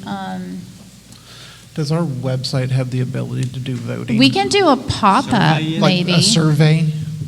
Well, but wait a minute. So I'm not sure that it's appropriate to have residents voting on what they want. I mean, I do think it's appropriate to have, not that I don't care, I just don't think it works that way, but I do think it's appropriate to put out there the things that we're considering, right? Here's sort of the puts and takes. There you go. Because I think to say everybody gets represented, even if you only have one T-post in the town, sounds good, but it's like, and you also get taxed, and you get ordinanced, and you get sound ordinance, you get all these other things too. So I think we just kind of put the puts and takes out there so they know what we're thinking about, because I don't think we're close to the answer yet. But. So do we just put it on the website, and maybe in the Poetry Post say, see city website for.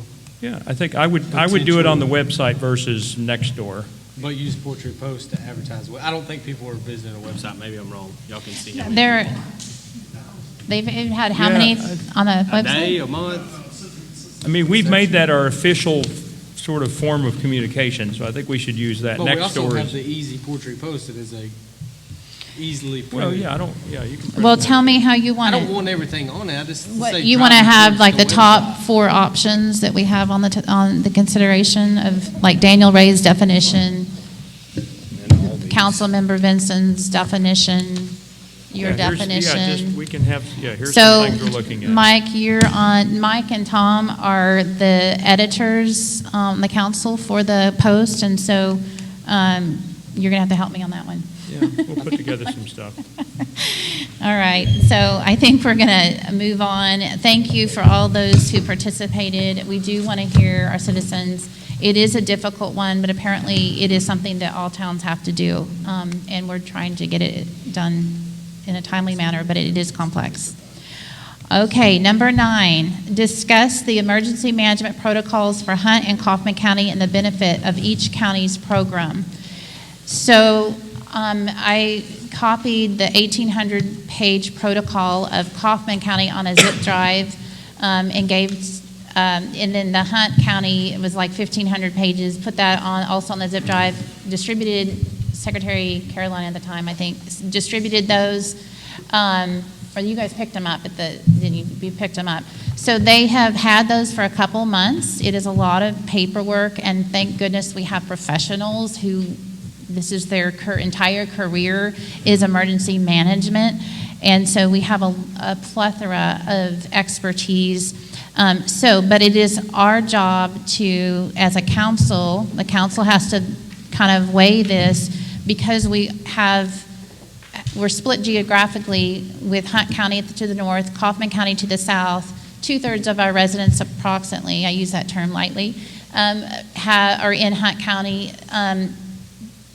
So we have to decide, do we either and I don't think this is the way that, I think last time you guys shook your heads, we can make up our own emergency management protocol, our own 1,500 pages if we so choose. But I don't think any of you wanted that decision. Number 2, we can choose to have a blended version with either Kaufman, we follow the county line, Kaufman to the south, Hunt County to the north, or 3, we choose one over the other. So I think, I think those are the only 3 choices we have. So any comments from our council on that? I guess from having met with them, the different people from Hunt and Kaufman, and I think it'd be a mistake to have a blend. I think it's something that we pick one or the other. And just having met with the different ones, I think Hunt County and their affiliation with A&M Commerce people is more empowering than Kaufman County. Now, Terry knows a lot more about the emergency management from his fire training work than I do, and he's forgot more than I know. But on the other hand, just the people side of it, putting aside the politics of it, the people side of it, I like the people out of Greenville, the Hunt County people, as well as the folks up at A&M Commerce who have a more regional view. So my vote would be, my suggestion would be we look closely at just going with Hunt County, even though I know it's not a mistake to go with Kaufman County. They're perfectly fine too. It's just that's who I think the best, most reasonable assessment of the people would be, in my opinion. Now, Kaufman County does have an animal facility, so in case of like a tornado or a fire, they do have a facility to hold our animals if we need it. So there's so many things to consider. Like I said, it's over thousands of pages to consider.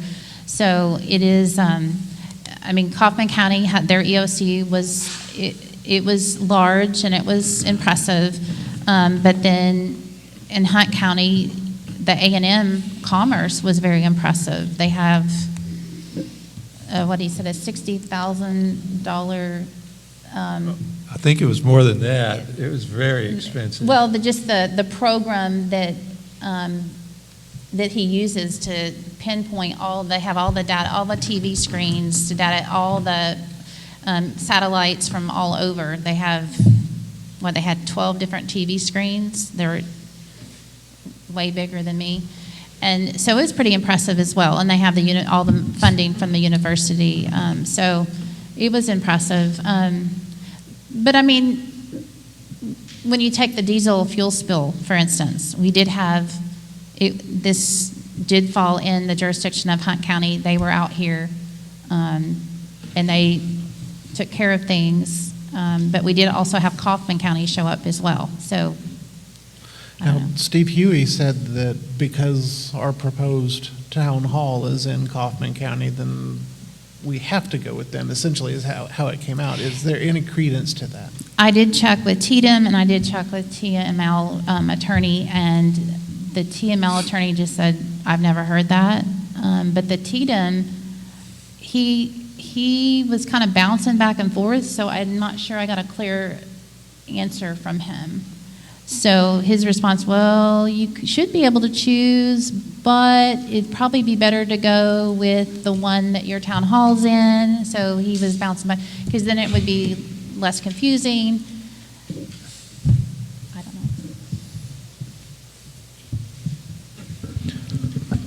know. Well, I spoke to both of them, so I read over them. I didn't figure any of y'all would, and that's understandable. They're the exact same. They're very, I did very read similar. over them. So I just called Steve Huey Yeah. and Richard Hill and had asked my personal questions. And as good of a guy as Huey is, I lean with Tom on this.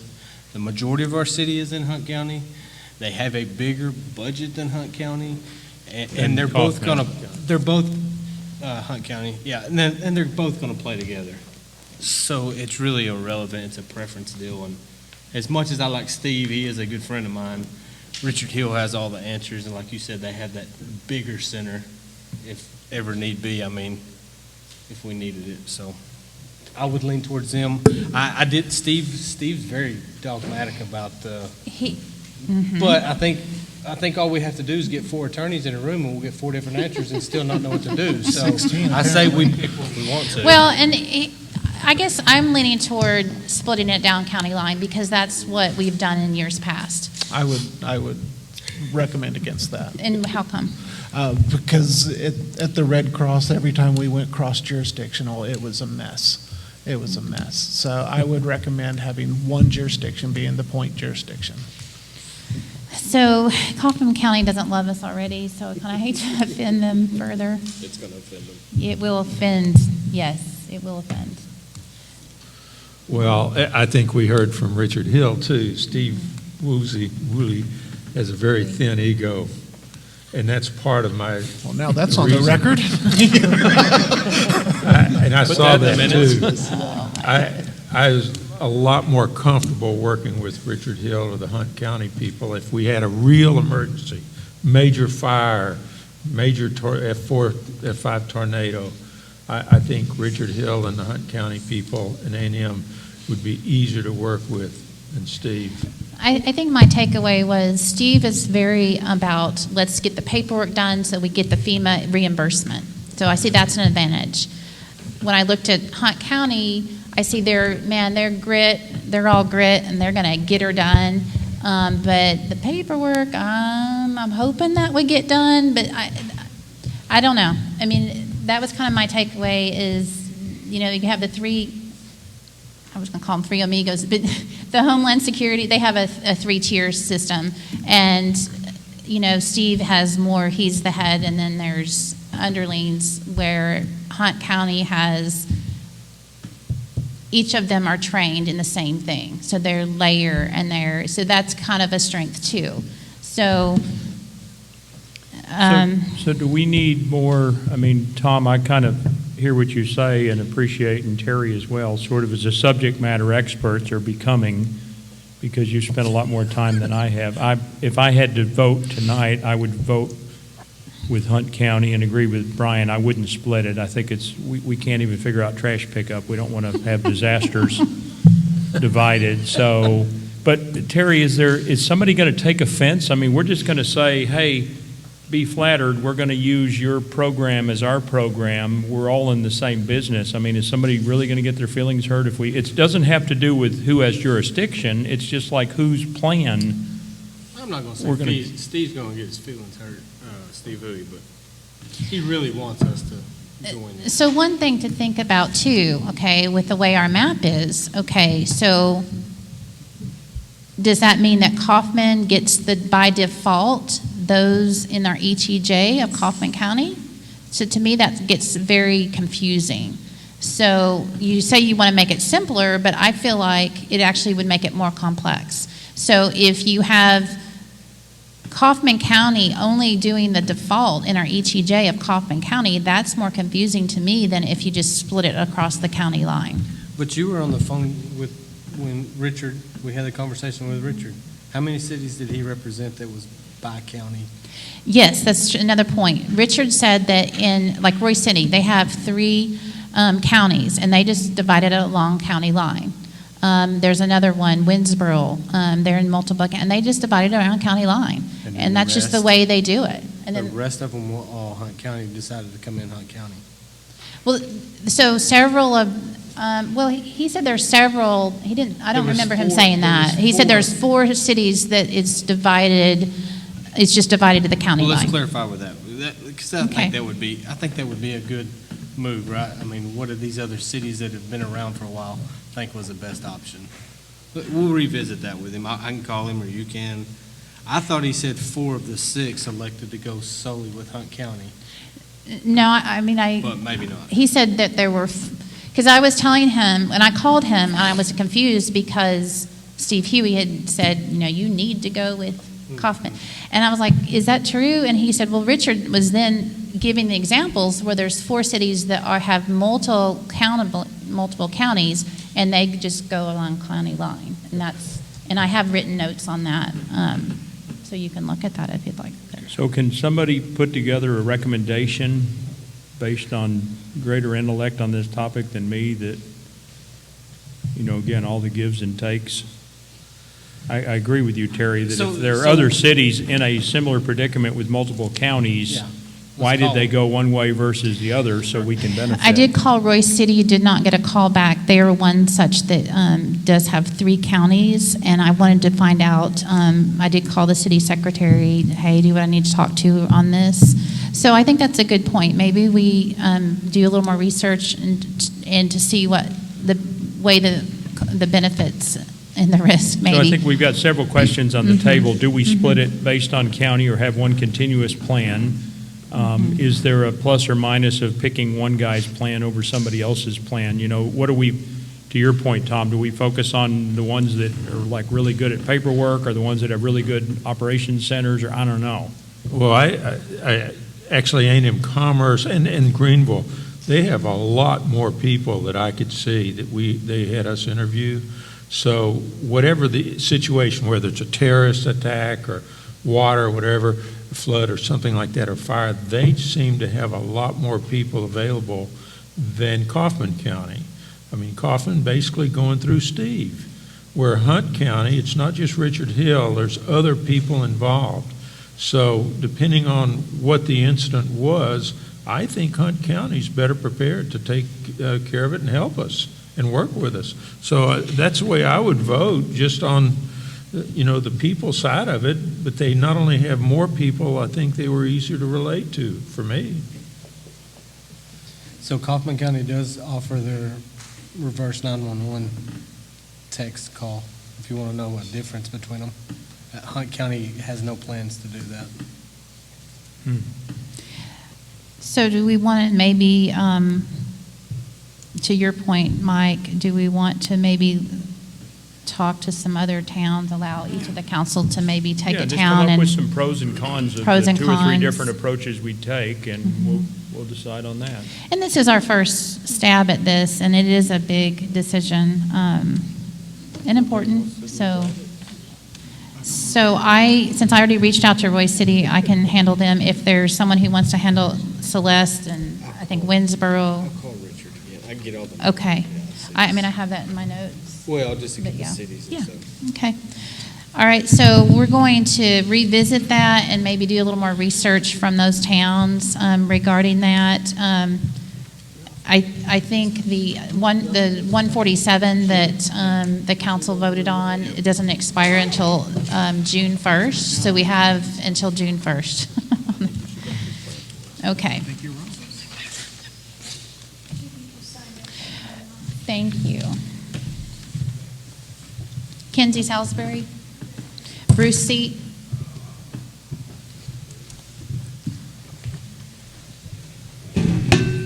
So on those two topics, I think you're making it bigger than it really is. Just like the diesel truck flipped over here. Everybody shows up to the fancy little toy. They decide who they're going to give. They gave it to Coffin County. Let Coffin County finish it. It's in Hunt County. So I think keeping it split, because even the fire departments were two different counties. Radio systems were two different radio systems. We're VHF. They're 700 megahertz. So leaving it split on county, that's how we're going to respond to it. Even being in the city limits, you're 311 feet. So if you pick Kaufman, 311 feet, it's not your jurisdiction no more. See, that's where I think it would get confusing. Yeah, so leaving it like on the county lines, because I mean, you can get tornado come through here. You're going to have Rockwall out here now. Rockwall's going to be out here. Now everybody's still going to show up. Even if you say this is Kaufman County's, Hunt County's still going to show up. Rockwall's still going to show up. It's in Hunt County.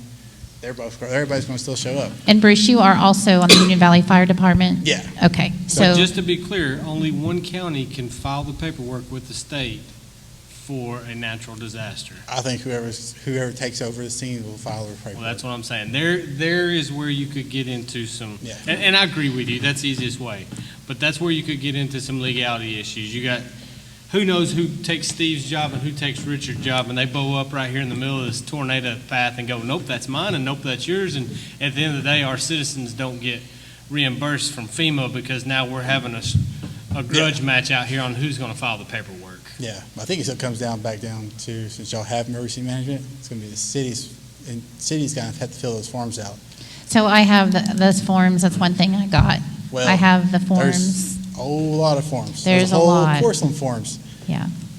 I wish you the best to take that course, because they're saying it's like weather, trying to do the weather meteorologist thing. It's boring. You'll fall asleep through it. So it's kind of. So Bruce, let me make sure I understand what you're saying. You believe that we should keep it at the county line. Is that what you're saying? Yes. I mean, just keep it, because I mean that's how the departments are going to respond. When you That's call how the 911. departments respond anyway. I mean, we're all going to work us fire departments. We're not going to have politician debates. We're going to work together. Mm-hmm. They're going to say, your command, what do you want? Just like out here, we worked together. Terrell showed up. Terry Van Sickle right now is the emergency management coordinator. So he showed up. But he is from Terrell. Yeah, so he showed up. He's like, what do you need? What do you want us to do? We started working together. There's no issue. We don't. But that's not emergency management, right? But so that that's an incident. Yeah, that's incidents that we run on a weekly basis. Yeah. We all agreed on that, right? That's not emergency management. No. And like I said, I'm not debating you, because I agree that's the easiest way. But emergency management has such a bigger grasp on it. Yeah. Then you're always going to work together. You already have MOUs, but if you're dispatched on the other side of Dry Creek, that's Kaufman County, you're still going to respond. Yeah, we still. And that's the greatness of the fire department, right? We're Yeah. brotherhood and we work together, right? Yeah. But I'm telling you, emergency management has such a broader spectrum than just, okay, we're going to work together. Yeah. I'm telling you, when FEMA money starts getting handed out, you will find out. So we want that paperwork completed Because like for if, sure. if that incident right there didn't happen on TxDOT, if it was on a county road, nobody ever got called. Somebody from emergency management would be filling out forms to get reimbursement, because, I mean, you have to file on their insurance to clean it up. But if it's somebody dropped it overnight, jumped the truck's legally stolen. Well, and there was a little bit of a hiccup. Okay, so the hazmat company that Hunt County works with, they have a prearranged agreement with a hazmat company. Well, Steve Hugh called another hazmat company, and so they had double up. Now they worked it out, but it could have been a bad thing. So Yeah, I think there's a lot of rumors going with that with their contract they have now. So, but TxDOT uses one company, and I think the TxDOT company is one that took over. Yeah. That. So they had one company do the liquid, and then the other company do the dirt, the soil. I'm sorry, as a point of order, though, this particular incident is not in line with number 9, and I'm tired. Thank you. Thank you. Okay, thank you. Okay, so thank you, Bruce. All right, general public comments. We do have some people who signed up to speak on that.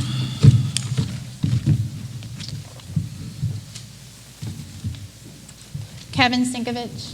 passing Dale Bennett.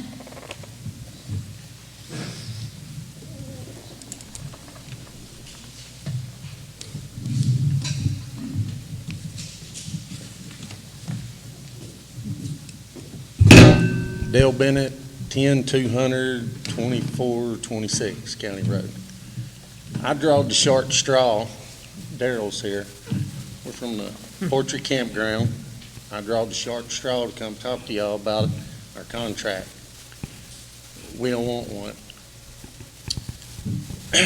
We've had some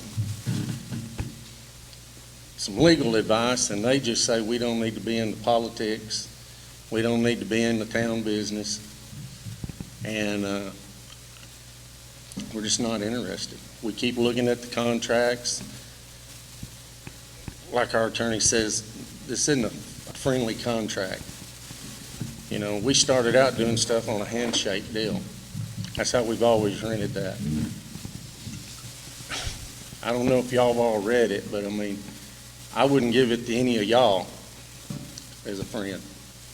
And so we're going to decline anything, but what we will do, if y'all want the building, we'll give you the building.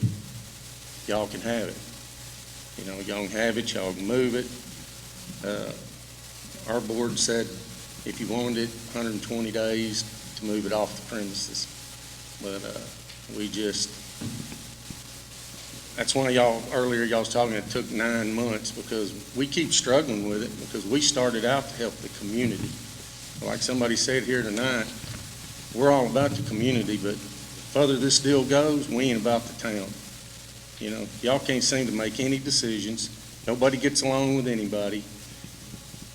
And it's nothing but a liability for us. There's nothing good.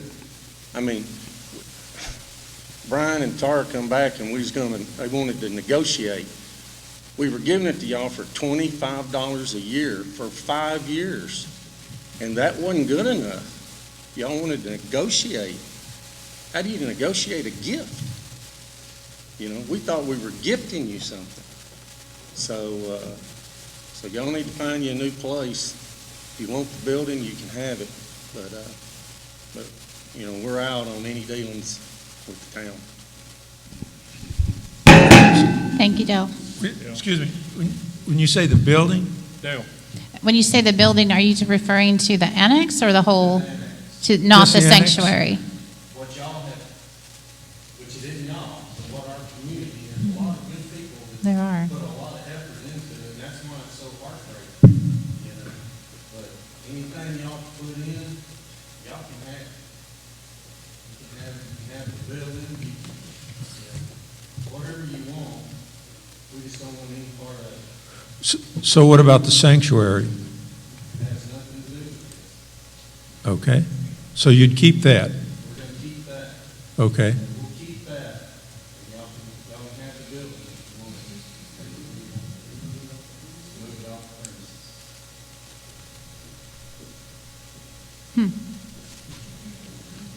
That was unexpected. Okay. So, I can imagine that would take some time to do that. And that would be something the council would have to mull over and think about. I hope that we would have some time to, okay.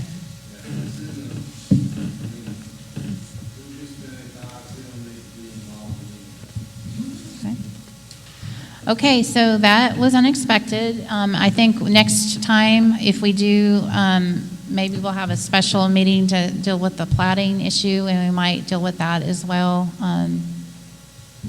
Moving the building, you mean? Well, we can only, on the general public comments, we can only give factual information, so it's not like a topic, so we'll have to come back and bring it to the table. So we can't really discuss that on general public comments. So, all right, so thank you. Meeting adjourned. Wait.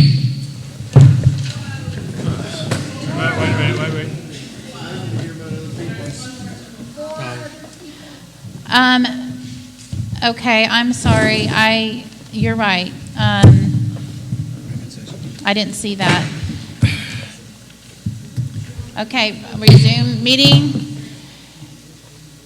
Shelley Smith, what would you like to say under general?